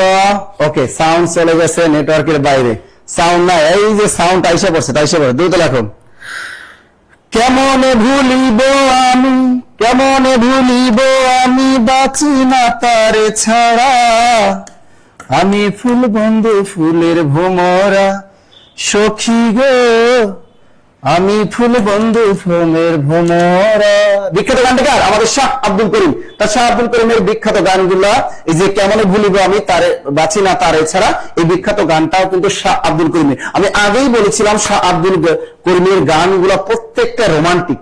বলে রোমান্টিক পাইছেন না? প্রত্যেকটা গানের ভিতরে রোমান্টিক পেয়েছে কিনা দ্রুত বলেন। লিখছেন? গাড়ি চলে না চলে না চলে না রে, গাড়ি চলে না। এই গান, এই গাড়ি চলে না চলে না রে, এটা বিশেষ পরীক্ষা আসছে এবং এই গানটা অনেকবারই চাকরি পরীক্ষা আসছে। তা লিখে রাখেন, এই যে গাড়ি চলে না রে, এই বিখ্যাত গানটাও আমাদের শাহ আব্দুল করিম। কেন প্রীতি বাড়াইল রে বন্ধু, স্যার গান শুনি নাই। কেমন গান শুন? হ্যাঁ, এটা কোনো কথা? এর ভিতরে দেখো সবগুলোই রোমান্টিক গান, শুধু একটা আছে স্যাকা গান। যারা মনে করেন বিয়ের আগে যারা প্রেম করছেন, স্যাকা খাইছেন, বা এখন দুই একটা স্যাকা খাইয়া যারা আছেন, তাদের বিখ্যাত গান হলো এই স্যাকা গানটা, তাই না? স্যাকা গান না? ওকে, তাহলে আমরা কি কি গান গেয়েছিলাম মনে আছে? শাহ আব্দুল করিমের কি কি গান দ্রুত বলো, গান করে আবার মনে রাখো, দ্রুত বলো। তাহলে আমরা কি কি, এই যে আপন ঘরে বোঝাই শোনা, এগুলো হাসান রাজার। আমাদের শাহ আব্দুল করিমের গানগুলো কি কি? কেমনে ভুলিব আমি, আগে কি সুন্দর দিন কাটাইতাম, বন্ধে মায়া লাগাইছে, প্রীতি শিখাইছে। আবার আরেকটা গান কি, কেন প্রীতি বাড়াইলা রে বন্ধু, ছেড়ে যাইবা যদি। কেমনে ভুলিব তোর মন, আমার আপন ঘরে বাঁধিরে বন্ধু, ছেড়ে যাইবা যদি। কেন প্রীতি বাড়াইলা রে বন্ধু, ছেড়ে যাইবা যদি। আনোয়ারা উপন্যাসটি কার বলতে পারবা? এই আনোয়ারা উপন্যাসটি কার? বিখ্যাত সাহিত্য রত্ন নজিবুর রহমান। লিখে রাখো, সাহিত্য রত্ন নজিবুর রহমান। দ্রুত লেখো, সাহিত্য রত্ন বলা হয় এই নজিবুর রহমানের বিখ্যাত একটা উপন্যাস হলো আনোয়ারা। এবং আছে আব্দুল্লাহ, আমরা জানি কাজী ইমদাদুল হকের বিখ্যাত একটা উপন্যাস হলো আব্দুল্লাহ। তাহলে আব্দুল্লাহ এই বিখ্যাত উপন্যাসটা রচয়িতাকে কাজী ইমদাদুল হক। দ্রুত লেখো, কাজী ইমদাদুল হক, কাজী ইমদাদুল হক। কাজী ইমদাদুল হকের বিখ্যাত একটা উপন্যাস আব্দুল্লাহ। এবার জোহরা উপন্যাসটিকার আমাদের মোজাম্মেল হক। এই মোজাম্মেল হক রচিত উপন্যাস কোনটি? 100% উত্তরটা হবে জোহরা জোহরা জোহরা। ক্লিয়ার সবাই?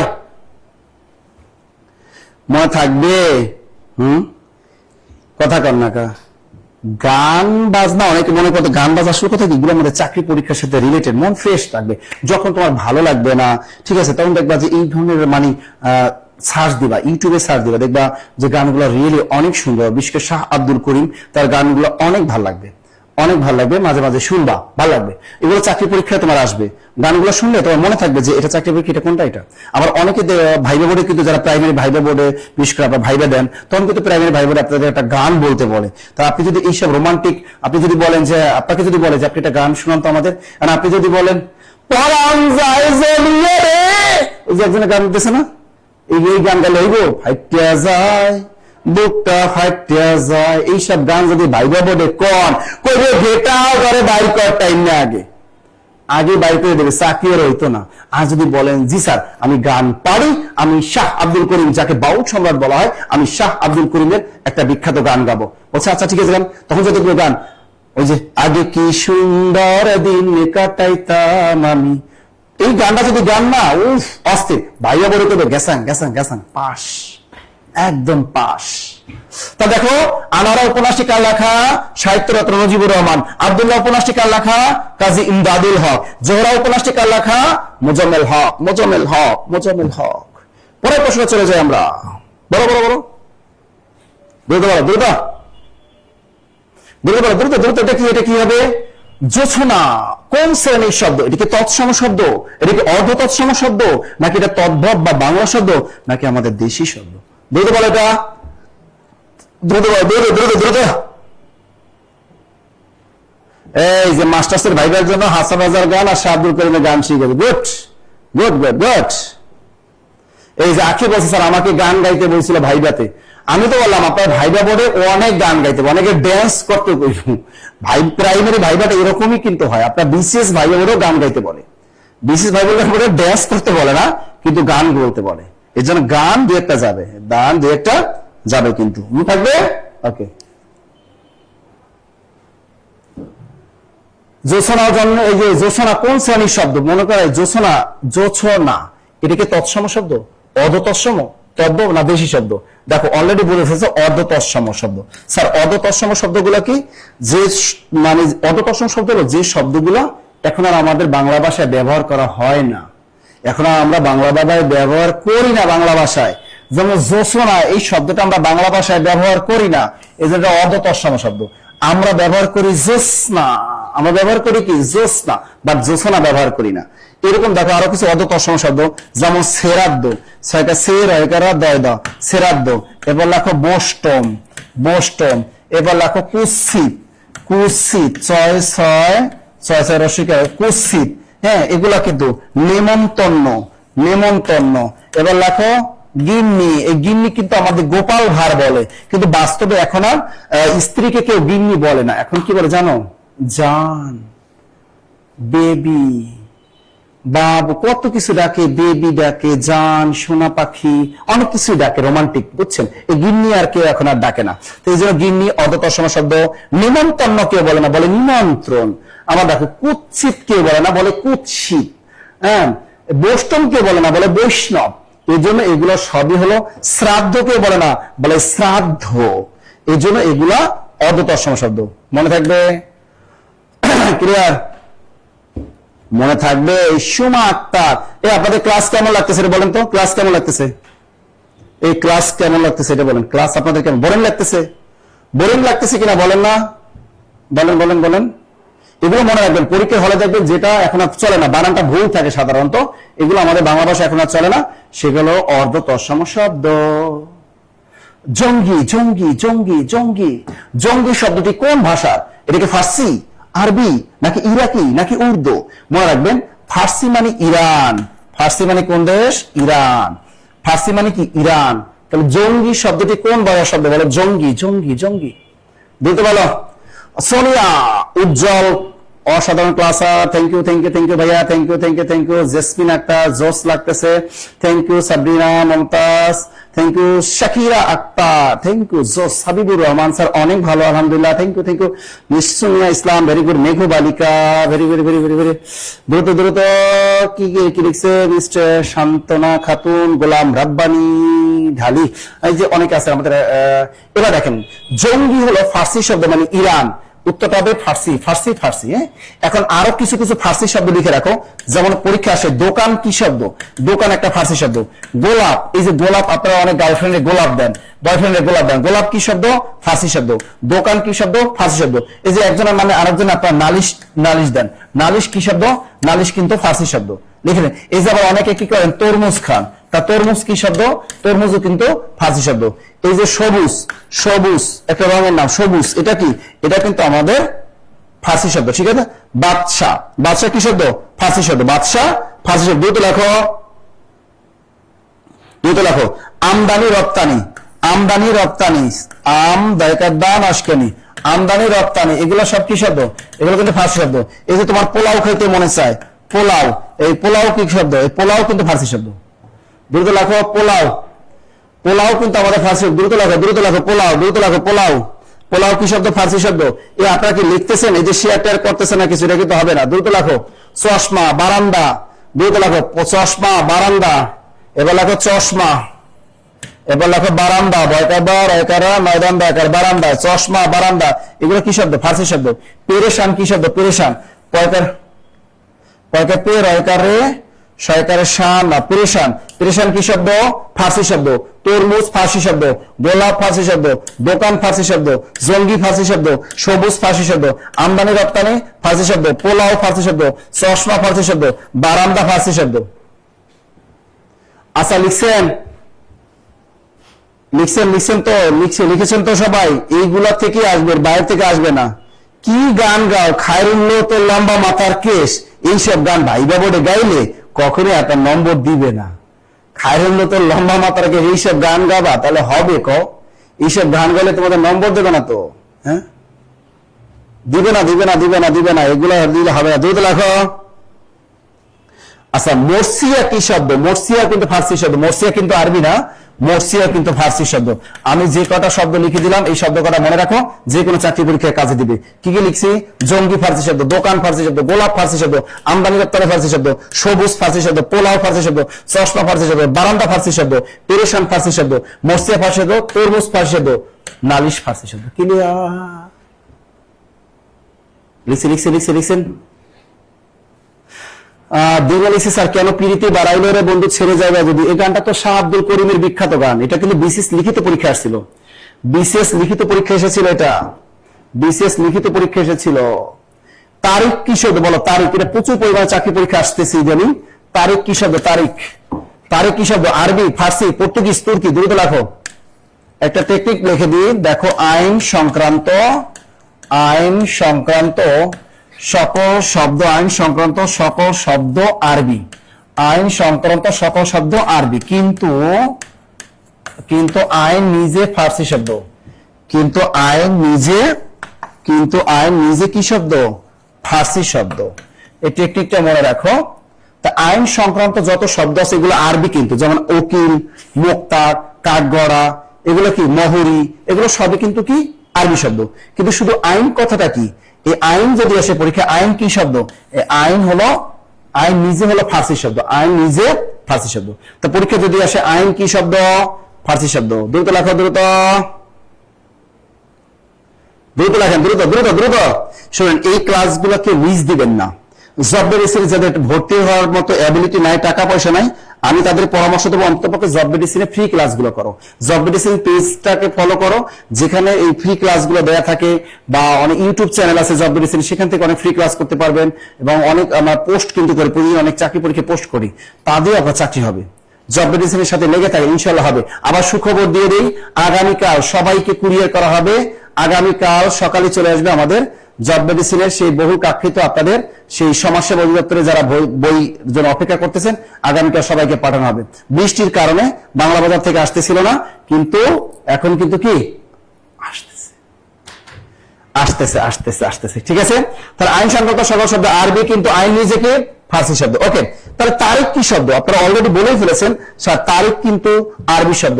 তারিখ কি শব্দ? আরবি শব্দ। স্যার আরো কিছু আরবি শব্দ লিখে দেন না, যেগুলো পরীক্ষায় বারবার আসছে। নগদ, বাংলাদেশের ডিজিটাল লেনদেন, নগদ কি শব্দ? আরবি শব্দ। হিসাব কি শব্দ?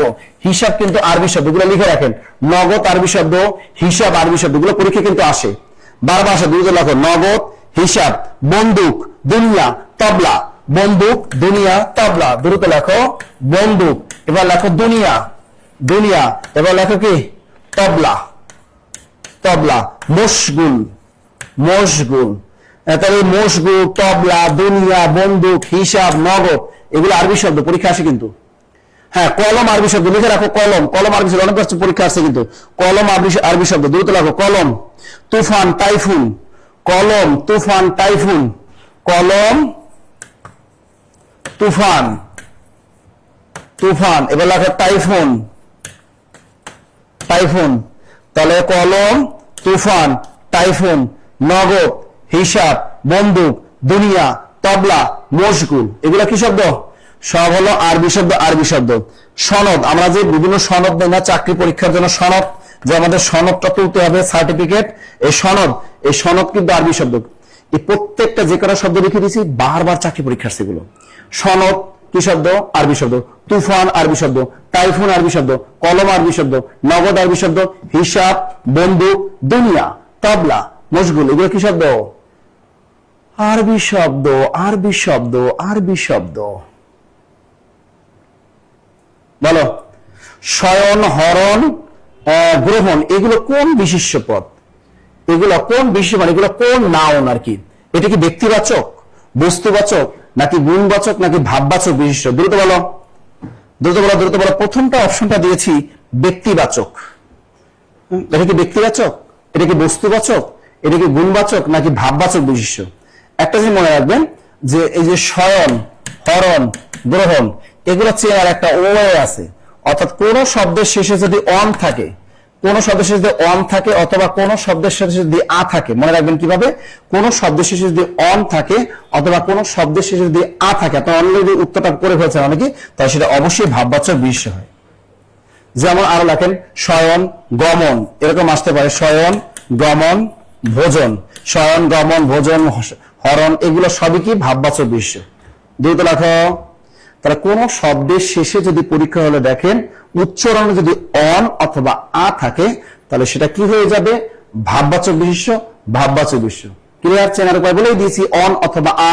এরকম আসবে দেখা, দেখা, শোনা, হ্যাঁ, বলা, এগুলো হলো ভাববাচক বিশেষ্য। এগুলোকে বলা হয় ভাববাচক বিশেষ্য। তা কোন শব্দের শেষে অন অথবা আ থাকলে সেটা ভাববাচক বিশেষ্য হয়। একটা বিপরীত শব্দ দিয়েছি। এই বিপরীত শব্দটা কেন দিয়েছি? কারণ এই বিপরীত শব্দটা আপনারা ভুল করেন। এই বিপরীত শব্দটা আপনারা কি করেন? ভুল করেন, যে কারণে আমি এটা দিয়েছি। দ্রুত লেখা,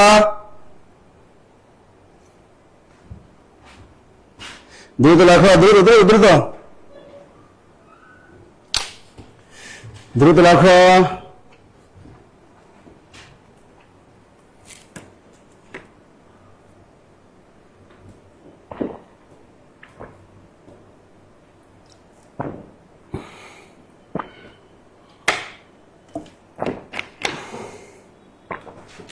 দ্রুত দ্রুত বলেন।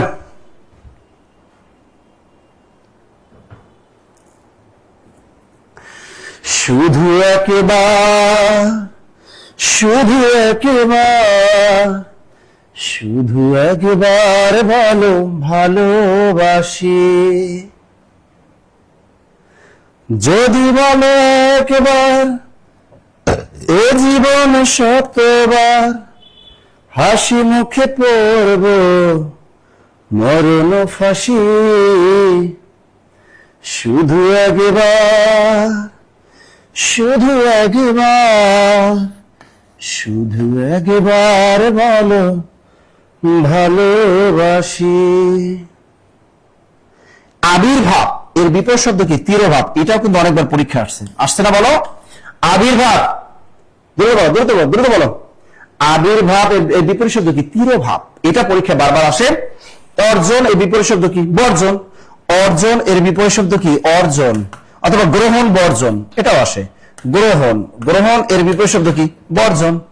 আবার কি এই যে সন্ধি এর বিপরীত শব্দ কি? বিগ্রহ। বিগ্রহ মানে সন্ধি করা, একজনের সাথে সন্ধি করবা, সন্ধি করবা মানে ভালোবাসা, প্রেম প্রীতি, সন্ধি করবা। এবং এর বিপরীত শব্দ কি? বিগ্রহ মানে কি? একদম ব্রেকআপ। তাহলে সন্ধি এর বিপরীত শব্দ কি? বিগ্রহ। বিগ্রহ। পেরেছেন সবাই? লিখেছেন? ওকে, তা সন্ধি মানে মিলন। বস। ওকে, পরেরটা দেখি আমরা কি হয়। পরেরটা দেখি আমাদের কি হয়। মা ছিল না বলে কেউ তার চুল বেঁধে দেয়নি। এই রোমান্টিক এই বাক্যটার রচয়িতা কে বলেন? মা ছিল না বলে কেউ তার চুল বেঁধে দেয়নি। এটা কি জটিল বাক্য, নাকি যৌগিক বাক্য, নাকি সরল বাক্য, নাকি মিশ্র বাক্য? দ্রুত বলা দেখি উত্তরে কে কে পারেন। দ্রুত দ্রুত। এই সবুজ রায়, অনামিল কি? এনামুল হোসেন। স্যার বিয়ে কি করবেন না? আলাউদ্দিন, স্মিত জান, সীমা, তারপর কি শফিক তুহিন, আমাদের আছে সাজ্জাদ হোসেন আছেন, মাহবুবুল আলম বলছেন। দ্রুত দ্রুত দ্রুত দ্রুত দ্রুত। আচ্ছা এটা কি হয় বলো না, এই যে মা ছিল না বলে কেউ তার চুল বেঁধে দেয়নি, দ্রুত বলো, বলো না প্লিজ, বলো না তাড়াতাড়ি, দ্রুত দ্রুত।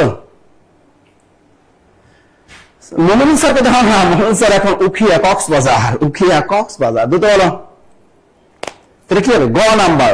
লিজা, আচ্ছা জটিল বাক্য, এটা কিন্তু বাজারে অধিকাংশ গাইড বই লেখা সরল বাক্য, এটা একদম, এটা কিন্তু 100% জটিল বাক্য, এটা 100% কি বাক্য? জটিল বাক্য। একটা মনে রাখবা, সরল বাক্য চেনার উপায় হলো একটা বাক্যের ভিতরে, একটা বাক্য যত বড়ই হোক না ওর ভিতরে যদি একটা মাত্র ফানিক ভার্ব থাকে বা একটা মাত্র সমাপিক ক্রিয়া থাকে, তাহলে সেটা কি হয়ে যায়? সরল বাক্য। বাট এখানে তুমি দেখো, মা ছিল না, এই একটা বাক্য, পুরাটা বাক্য স্বাধীন বাক্য। কেউ তার চুল বেঁধে দেয়নি, এই একটা পুরাটা একটা স্বাধীন বাক্য। স্যার তাহলে তো জটিল বাক্য হওয়ার কথা, জটিল বাক্য হয় নাই কেন? মূল কারণ এখানে বলেটা হলো অনুসর্গ। বলে যদি এটা যোজক হইতো তাহলে কিন্তু, বা সমুচ্চয় অব্যয় হইতো, তাহলে কিন্তু 100% এটা যৌগিক বাক্য হয়ে যেত। শুধু যদি আপনি এখানে বলের পরিবর্তে যদি আপনি বসান মা ছিল না, তাই কেউ তার চুল বেঁধে দেয়নি, মা ছিল না, যদি থাকতো এখানে সুতরাং, মা ছিল না, সুতরাং কেউ তার চুল বেঁধে দেয়নি, মা ছিল না, যদি থাকতো এখানে ফলে, যদি থাকতো ফলে, যে মা ছিল না ফলে কেউ তার চুল বেঁধে দেয়নি, তাহলে 100% যৌগিক বাক্য। মা ছিল না সুতরাং কেউ তার চুল বেঁধে দেয়নি, যৌগিক বাক্য। মা ছিল না তাই কেউ তার চুল বেঁধে দেয়নি, এগুলো যদি দিয়ে দেয় তাহলে সেটা যৌগিক বাক্য হবে। বলে থাকলেই আপনি জটিল মেরে দিবেন, বলে এটা হলো অনুসর্গ, জটিল বাক্য নয়। এখানেও একটা ফাইনিট ভার্ব আছে, সমাপিক ক্রিয়া এখানে ছিল, মেইন ভার্বে কাজ করছে, আর এখানে বেঁধে দেয়নি, এটাও একটা ফাইনিট ভার্ব। শুধু এই বাক্যে দুইটা ফাইনিট ভার্ব আছে, সুতরাং এটা হয়ে গেল জটিল বাক্য। জটিল বাক্য। এখন মানে প্রশ্ন জাগতে পারে, স্যার এই বাক্যটা সরল বাক্য কি হবে? মা না থাকায় কেউ তার চুল বেঁধে দেয়নি, তাহলে এই বাক্যটা সরল বাক্যে রূপান্তর করা হয়, মা না থাকায় কেউ তার চুল বেঁধে দেয়নি। দ্রুত লেখো, দ্রুত লেখো। মা না থাকায় কেউ তার চুল বেঁধে দেয়নি, মা না থাকায় কেউ তার চুল বেঁধে দেয়নি। যদি কোনো অপশনে জটিল বাক্য না থাকে তখন আপনি মিশ্র টিক দিয়ে আসবেন, আর যদি পরীক্ষা অপশনে জটিল বাক্য মিশ্র বাক্য দুইটাই থাকে তাহলে অবশ্যই আপনি জটিল টিক দিয়ে চলে আসবেন। ক্লিয়ার? মনে থাকবে?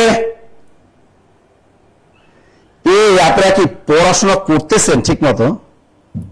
হ্যাঁ, সত্য কথা বলিনি তাই বিপদে পড়েছি, এই কথাগুলো আমরা অহরহ কিন্তু বলি, যে সত্য কথা বলিনি তাই বিপদে। দেখে রেখে হবে।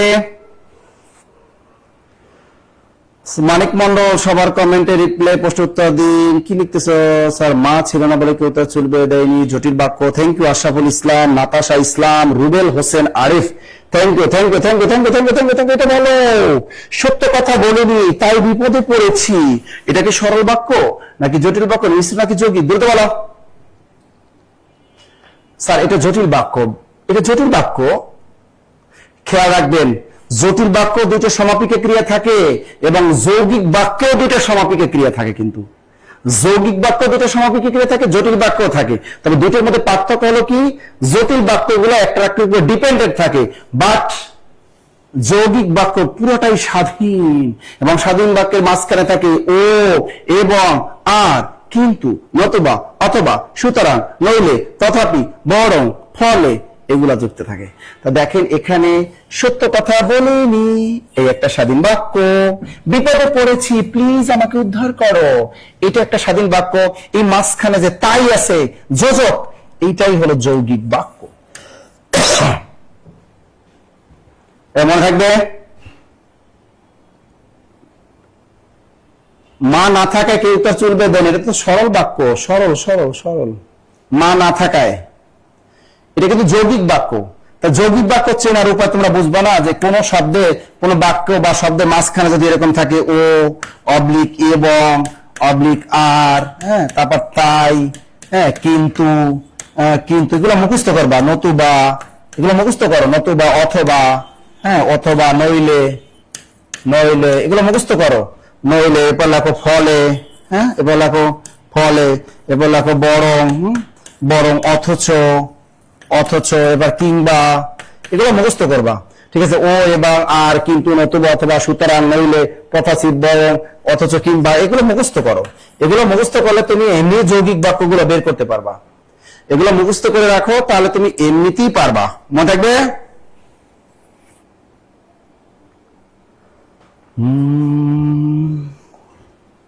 তাহলে ও এবং আর তাই কিন্তু নতুবা অথবা নইলে ফলে বরং অথচ কিংবা। সুতরাং এইগুলো যদি কোনো বাক্যে থাকে তাহলে সেটা তুমি চোখ কান বুঝে টিক দিয়ে চলে আসবা যৌগিক বাক্য। এবার আসছে নিত্য স্ত্রীবাচক শব্দ। নিত্য স্ত্রীবাচক, নিত্য মানে প্রতিদিন বহুবাচক শব্দ। নিত্য মানে কি প্রতিদিন, প্রতিদিন বহুবাচক শব্দ। নিত্য স্ত্রীবাচক শব্দ কোনগুলো? এগুলো কিন্তু পরীক্ষায় বারবার আসে। নিত্য পুরুষবাচক শব্দ, কবিরাজ, এটা বারবার আসে। তাহলে নিত্য স্ত্রীবাচক শব্দ কোনগুলো? অর্থাৎ যে স্ত্রীবাচক শব্দের কোনো পুরুষবাচক শব্দ নেই ওইগুলোকে বলা হয় নিত্য স্ত্রীবাচক শব্দ। যে শব্দগুলোর কোনো দেখবা যে কোনো পুরুষবাচক শব্দ নেই ওই শব্দটাকে বলা হয় নিত্য স্ত্রীবাচক শব্দ। যেমন বাইজি, যারা ড্যান্স করে, বাইজি, এই যে বাইজি এটা নিত্য স্ত্রীবাচক শব্দ। সতীন, হ্যাঁ এটা কিন্তু নিত্য স্ত্রীবাচক শব্দ। বন্ধা, হ্যাঁ এগুলো কি? বাইজি, সতীন এগুলো কি? নিত্য স্ত্রীবাচক শব্দ। এরকম বলো মজুরানী, ঠাকুরানী, মলিনা, সৎমা, কোনটা কোনটা বলতে বলো? অলরেডি বলে ফেলছেন অলরেডি, আরো কটা লাগো? ডাইনি, কুলটা, ডাইনি, কুলটা, আরো দুটো লেখো ডাইনি, ডাইনি, আরো দুটো লেখো ডাইনি, এরপর লেখো কুলটা। ডাইনি, ওই যে শাকচুন্নি বলে, ডাইনি বলে, কুলটা বলে, এগুলো দুটো লেখো। রূপসী, রদিগের রূপ, প দন্ত সরসিকে, রূপসী। তা রূপসী, সতী, বাইজি, ডাইজি, ডাইনি, সরি ডাইনি, কুলটা, কুলটাটা কিন্তু বারবার আসে। সৎমা, এই যে সৎমা, হ্যাঁ সৎমা, উত্তর হবে সৎমা, দুটো লেখো। কুলটা, বাইজিবান দীর্ঘ কেন? রসইকার, বাইজিবান রসইকার, রসইকার। পেতনি, পেতনি আছে না, পেতনি বলি আমরা, পেতনি কিন্তু নিত্য স্ত্রীবাচক শব্দ। তাহলে পেতনি, শাকচুন্নি, এগুলো বন্ধা, সতীন, বাইজি, ডাইনি, কুলটা, রূপসী এগুলো হলো নিত্য স্ত্রীবাচক শব্দ। সৎমা এগুলো হলো নিত্য স্ত্রীবাচক শব্দ। কোন বাক্যটি শুদ্ধ? এই বাক্য শুদ্ধিকরণ কিন্তু বিভিন্ন চাকরি পরীক্ষা আসে। কোন বাক্যটি শুদ্ধ? তার প্রথম থেকে দাও, এখানে লেখছে নিরপরাধীকে শাস্তি দিও না, সবিনয় পূর্বক নিবেদন। এবার তিনি তেলে বেগুনে যে রেগে উঠলেন, তুমি নির্দোষ নও।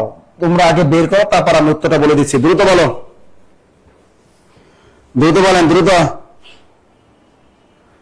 জোর ভাই সর্বোচ্চ শেয়ারকারী, মেনশনকারী নামটা দিয়ে যান একটু। দ্রুত বলেন, দ্রুত দ্রুত দ্রুত।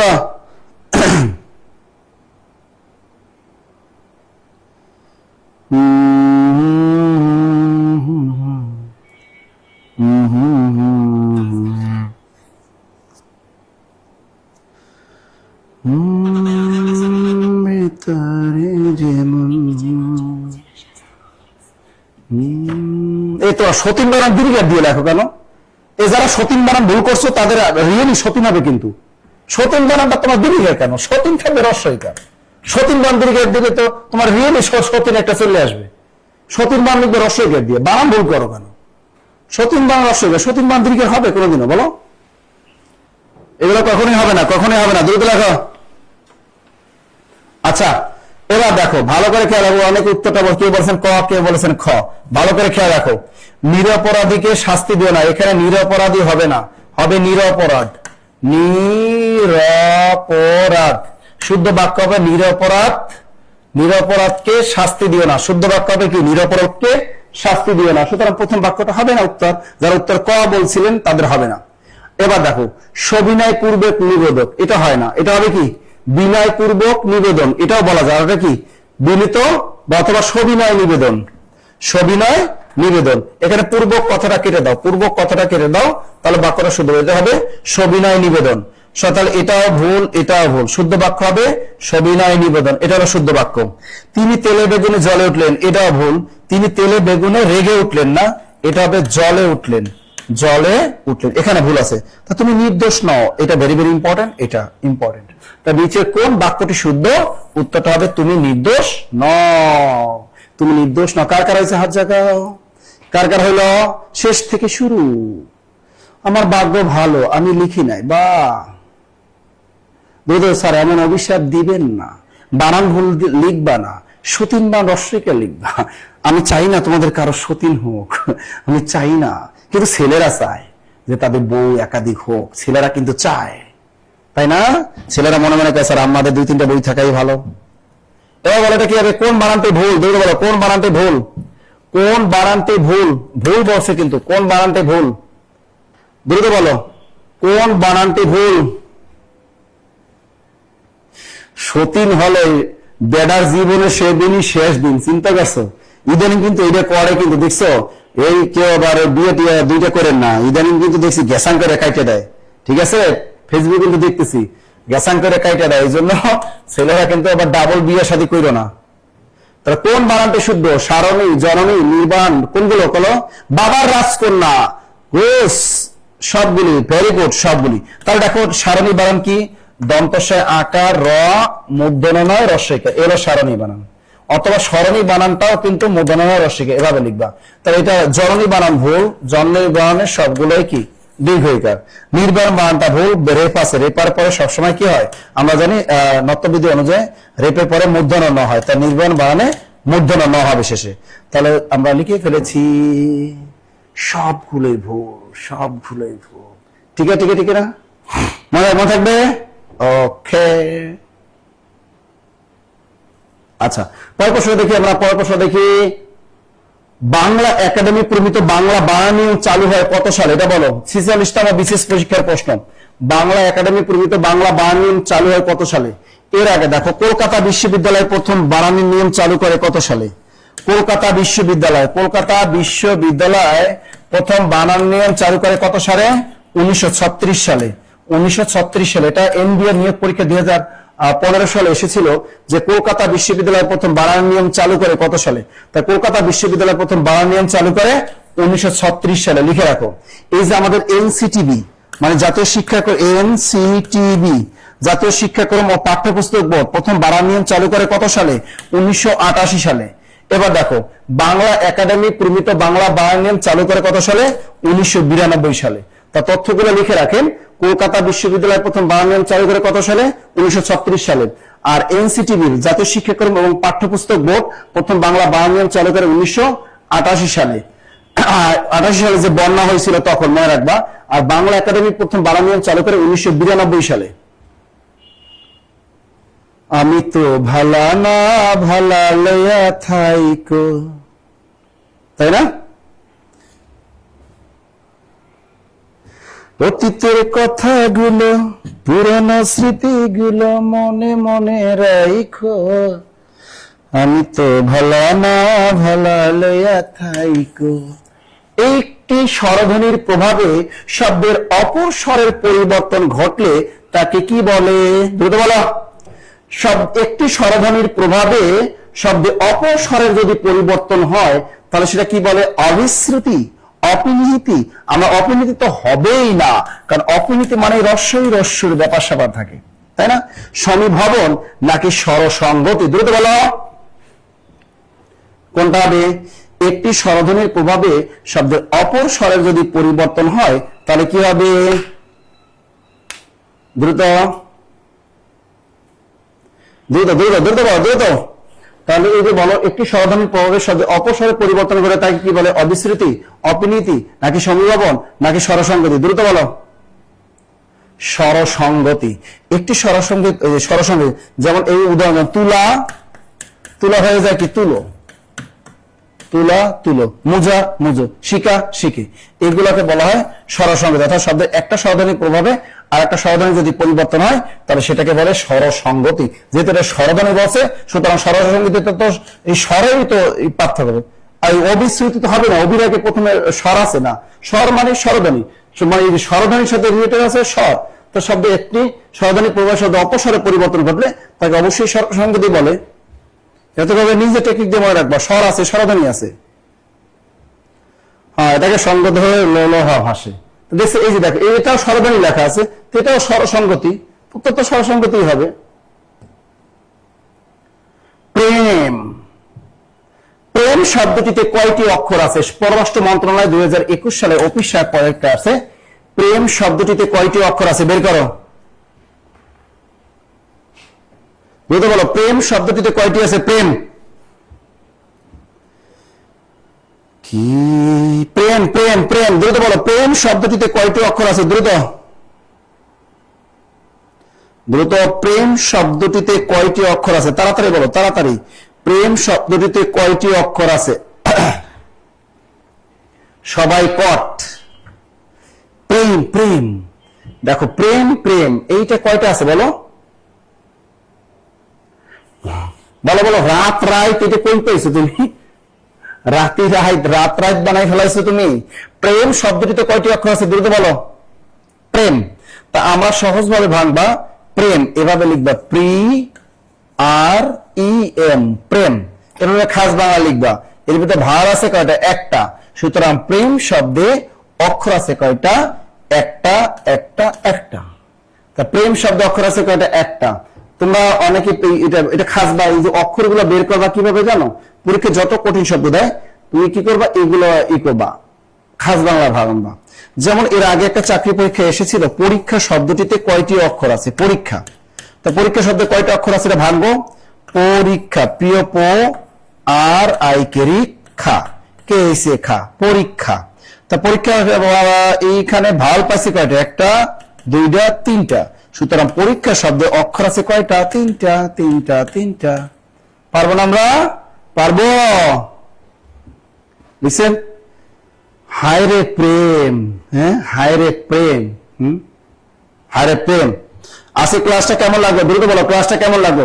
দেখেন আমরা কিন্তু আপনাদেরকে বলেছি যে আমাদের জব মেডিসিনের ক্লাসের একটা অংশ কিন্তু আমরা বন্যা দুর্গত কবলিত সেই ফেনী, নোয়াখালী এবং কক্সবাজার বাসীদের জন্য কিন্তু আমরা কিন্তু পাঠিয়ে দিয়েছি অলরেডি। মমিনুল স্যার কিন্তু সকালবেলা বিমানে কিন্তু সে চলে গেছেন এবং সে কিন্তু সেখানকার মানুষের উদ্ধার তৎপরতা এবং ত্রাণ তৎপরতার সাথে তিনি কিন্তু যুক্ত হয়েছেন। তো আপনাদের মনে করেন জব মেডিসিন একটা কোর্সে ভর্তি হলে আপনি কিন্তু অনেক কিন্তু একটা কিন্তু এক হলো আপনার সেবাও দিচ্ছেন, মানুষের উপকার করতেছেন এবং আপনার চাকরি পরিস্থিতিটাও হয়ে যাচ্ছে। এটা কিন্তু মনে রাখবেন। তাহলে আজকে মনে রাখবেন যে আপনি একটা যে কোনো একটা কোর্সে ভর্তি হলে কিন্তু আপনি বন্যার্তদের পাশে দাঁড়ানোর সুযোগ কিন্তু পেয়ে যাচ্ছেন আপনারা। এটা কিন্তু আপনারা পেয়ে যাচ্ছেন, মনে রাখবেন। তো মনে করেন আপনি যদি বন্যার্তদের সাহায্যে, আমি বললাম আপনি একটা 52তম বিসিএস, এটার নাম কি? 52তম বিসিএস, এই এটা যদি করে 52তম 51তম ডাক্তারদের জন্য আপনি 51 অথবা 52তম বিসিএস এই ফাউন্ডেশন কোর্সটা যদি করতে চান, তাহলে আজকে আমি একটু কমাই দেবো 4000 টাকা থেকে কেটে এটা আমি 1000 টাকা কমাই দেবো আপনাদের জন্য। সেটা মাত্র 3000 টাকা, একদম লেকচার শিট সহ। অনলাইনে ভর্তি হবেন মাত্র 3000 টাকায়, একদম লেকচার শিট সহ, একদম লেকচার শিট সহ।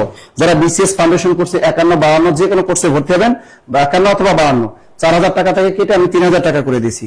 যারা জীবনে যাদের হাতে অনেক সময় আছে, 4 বছর 5 বছর যাদের হাতে সময় আছে, যে স্যার আমাদের এখনো 4 বছর 5 বছর 6 বছর 7 বছর এখনো চাকরির সময় আছে, আমি তাদের বলবো 100% আপনার বিসিএস কোর্সটায় ভর্তি হন। একদম বেসিক থেকে 1 বছর মেয়াদী কোর্সটা ক্লাস করতে পারবেন, 52তম বিসিএস প্রিলিমিনারি আগ পর্যন্ত ক্লাসটা করতে পারবেন এবং এই 3000 টাকার ভিতরে লেকচার শিট, বই সবকিছু আপনারা ফ্রি পাবেন এবং এক্সাম ব্যাচও ফ্রি পাবেন এখানে। ঠিক আছে?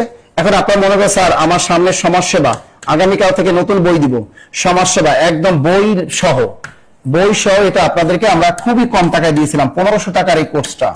1500 টাকার এই কোর্সটা আমরা কিন্তু খুবই শুধু বইয়ের দাম নিচ্ছি, আমরা আগেই বলেছি যে এটার জন্য আপনাদের কাছ থেকে খুব টাকা পয়সা নিব না, আমরা জাস্ট যা আমাদের খরচটা নিব, আপনার শুধু খরচটা মাত্র 650 টাকা আপনাদের কাছ থেকে আমরা নিয়ে গেছিলাম। এটা নাম মাত্র, এটা জাস্ট নাম মাত্র, আমরা 650 টাকা নিচ্ছিলাম আপনাদের জন্য। এবার প্রাইমারি যদি ফাউন্ডেশন ব্যাচে ভর্তি হন স্যার, আমি প্রাইমারি প্রধান শিক্ষক বলেন, প্রাইমারি সহকারী শিক্ষক বলেন, এটা যদি আপনি যদি একদম ফাউন্ডেশন ব্যাচে ভর্তি হন, ঠিক আছে, 6 মাস মেয়াদী কোর্স ফাউন্ডেশন ব্যাচে ভর্তি হলে এটা কিন্তু আপনি মাত্র 1550 টাকা দিয়ে ভর্তি হতে পারে, একদম বই সহ। তাছাড়া এটা আমি কেটে দিলাম আজকে বন্যার্তদের সাহায্যের জন্য যারা ভর্তি হবেন, আমি বলে দিই এটাও আমরা 1250 টাকা করে দিলাম, 1250 টাকা করে দেবো। এরপর দেখেন আপনারা যদি নিবন্ধন কোর্সে ভর্তি হন, যারা নিবন্ধন আমাদের সাথে নিবন্ধন কোর্সে যদি ভর্তি হন, নিবন্ধন জেনারেল 4টা সাবজেক্টের জেনারেল পার্টে যদি ভর্তি হন, তাহলে এটাও কিন্তু আমাদের 1550 টাকা, এটা আমরা কেটে এটা আমরা আপনাদের জন্য 1250 টাকা করে দিব, 1250 টাকা আমরা করে দিব। আপনারা যদি মনে করেন স্যার আমি নিবন্ধন সাবজেক্টিভে ভর্তি হবো, নিবন্ধন সাবজেক্টিভে যদি ভর্তি হয়ে যান, এটাও কিন্তু 1550 টাকা থেকে কেটে এটা কিন্তু আমরা 1250 টাকা করে দিলাম। ওকে, যে আমাদের একটা অংশ কিন্তু আমাদের চলে যাবে দরিদ্র, মানে আমাদের বন্যা কবলিত মানুষের জন্য, যেখানে মমিন স্যার বর্তমানে আছেন তিনি বলে দিয়েছেন সেখানে যাবে। স্যার আমরা আপনারা যারা কোর্সে যারা ভর্তি হবেন, অফারে যারা ভর্তি হতে চাচ্ছেন, আপনাদেরকে বলবো আপনারা শুধু আমার নামটা লিখবেন, এন লিখে শুধু আপনার ফোন নাম্বারটা লিখে দেন, 019 এরকম ডট দিয়ে আপনার ফোন নাম্বারটা লিখে দেন। যারা ভর্তি হবেন এখানে একটু কমেন্টে একটু আপনাদের ফোন নাম্বারটা লিখে দেন। যারা ভর্তি হতে চাচ্ছেন যে না স্যার আমি আপনাদের ক্লাসে আপনাদের এখানে ভর্তি হয়ে আমি চাকরি প্রস্তুতি নেব, আমি বাংলা ক্লাস করব, ইংরেজি ক্লাস করব, নিয়মিত পরীক্ষাগুলো দেবো, তারপর জিকে ক্লাস করব, আপনাদের এখানে বিজ্ঞান ক্লাস করব, আইসিটি ক্লাসগুলো করব, টোটাল আমি চাকরি একটা প্রস্তুতি নেব। স্যার আমি অনেকদিন যাবত বেকার পড়ে আছি স্যার, অনেক প্রতিষ্ঠানে আমি ভর্তি হয়েছিলাম, অনেক ধোকা খেয়েছি, বিভিন্ন কারণে, সাংসারিক কারণে বা বিভিন্ন পার্ট টাইম জবের কারণে আমি চাকরি পাই নাই স্যার, আমার এখন এইজ আছে খুবই কম স্যার, আমার একটা চাকরি দরকার। যদি কারো 3 মাস 4 মাস 6 মাসের ভিতর 10 থেকে 20তম গ্রেডের একটা চাকরি দরকার হয়, তবে আমি অবশ্যই বলবো যে আপনারা 10 থেকে 20তম গ্রেডের একটা কোর্সে হলেও আপনারা ভর্তি হবেন। চাকরি না যেন আপনার চাকরি আপনাকে নিতে ভাই, কেউ আপনার পড়াশোনা করে দিবে না। আর অনেকের কাছে যাবেন, পলিটিক্স করেন, বলবে যে আগে রিটেনে টিকে আসো, প্রিলি রিটেনে টিকে আসো, এটাই বলবে সবাই আপনাকে, প্রিলি রিটেন টিকে আসো, এটাই বলবে কিন্তু সবাই যে প্রিলি রিটেন টিকে আসো, তারপর আমাদের সাথে দেখা করো। এই জন্য বলবো যে আপনাদের প্রিলি রিটেন টিকে আসবে, তার মানে আপনার পড়াশোনা করতে হবে, পড়াশোনা করতে হবে। আপনাদের যদি মনে করেন আমাদের যে হটলাইন নাম্বার আছে, হটলাইন নাম্বারটা আপনারা কল দিতে পারবেন। যারা আমাদের কোর্সে ভর্তি হবেন তারা এখানে আপনারা কমেন্টে আপনাদের নাম্বারটা দিয়ে দিবেন, আপনাদের ফোন নাম্বারটা এখানে কমেন্টে দিয়ে দেবেন, স্ক্রিনশট নিয়ে রাখেন। আর এখানে একটা গুগল ফর্ম আছে, যাদের আর্থিক সমস্যা থাকে তারা গুগল ফর্মটা পূরণ করবেন। 019015195001, এরকম 0203, এগুলো হলো আমাদের হোয়াটসঅ্যাপ নাম্বার, আমাদের হোয়াটসঅ্যাপ নাম্বার। ক্লিয়ার? এই যে আমাদের একজনে কিন্তু পারভেজ লিখছে, স্যার আমার তার নাম্বারটা কিন্তু শেয়ার করে দিয়েছে। স্যার আগামীকাল সমাজসেবার বই সবাইকে পাঠানো হবে, আবার বলে দিচ্ছি আগামীকাল সমাজসেবার বই সবাইকে পাঠানো হবে। আজকে যারা বা আগামীকাল যারা ভর্তি হবেন তারা সবাই কিন্তু আগামীকাল সবাইকে বই পাঠানো। আপনারা অলরেডি আপনাদের যারা আমাদের ভর্তি প্রতিষ্ঠান আপনারা কিন্তু দেখতে পেয়েছেন যে আমাদের বইগুলা সবগুলো কিন্তু আসতেছে বাংলা বাজার থেকে, সুতরাং বইগুলো আগামীকাল সবাই পেবেন, সবাই পেয়ে যাবেন, সবাই পেয়ে যাবেন। এখন আজকের আমাদের সর্বোচ্চ শেয়ারকারী এবং সর্বোচ্চ মেনশনকারীর নাম, যারা গিফট পাইবেন, যারা গিফট পাবেন তাদের নামটা আমি ঘোষণা করব। এই যে দেখেন এখানে প্রথমে আমি নাম করছি আফিফা আজিজ, প্রথম আফিফা আফিফা আজিজ থাকলে আওয়াজ দিবেন। আফিফা আজিজ, আফিফা আজিজ, তিনি আমাদের কেরিয়ার প্লাস বাংলা বই বিজয়ী, তিনি 400 টাকা এবং কুরিয়ার চার্জ 50 টাকা, 450 টাকা বিজয়ী। তিনি 450 টাকার কেরিয়ার প্লাস বাংলা বই বিজয়ী হয়েছেন আজকে, 450 টাকার কেরিয়ার প্লাস বাংলা বই বিজয়ী আজকে আমাদের আফিফা আজিজ। আপনি আমাদের হটলাইন নাম্বারে নাম ঠিকানা দিয়ে দিবেন। ওকে, এরপর আমাদের আছেন আরেকজন রিপন রায়, আরেকজন আছে আমাদের RIPON রিপন রায়। রিপন রায় তিনিও কিন্তু আজকে কেরিয়ার প্লাস বাংলা বই বিজয় হয়েছেন।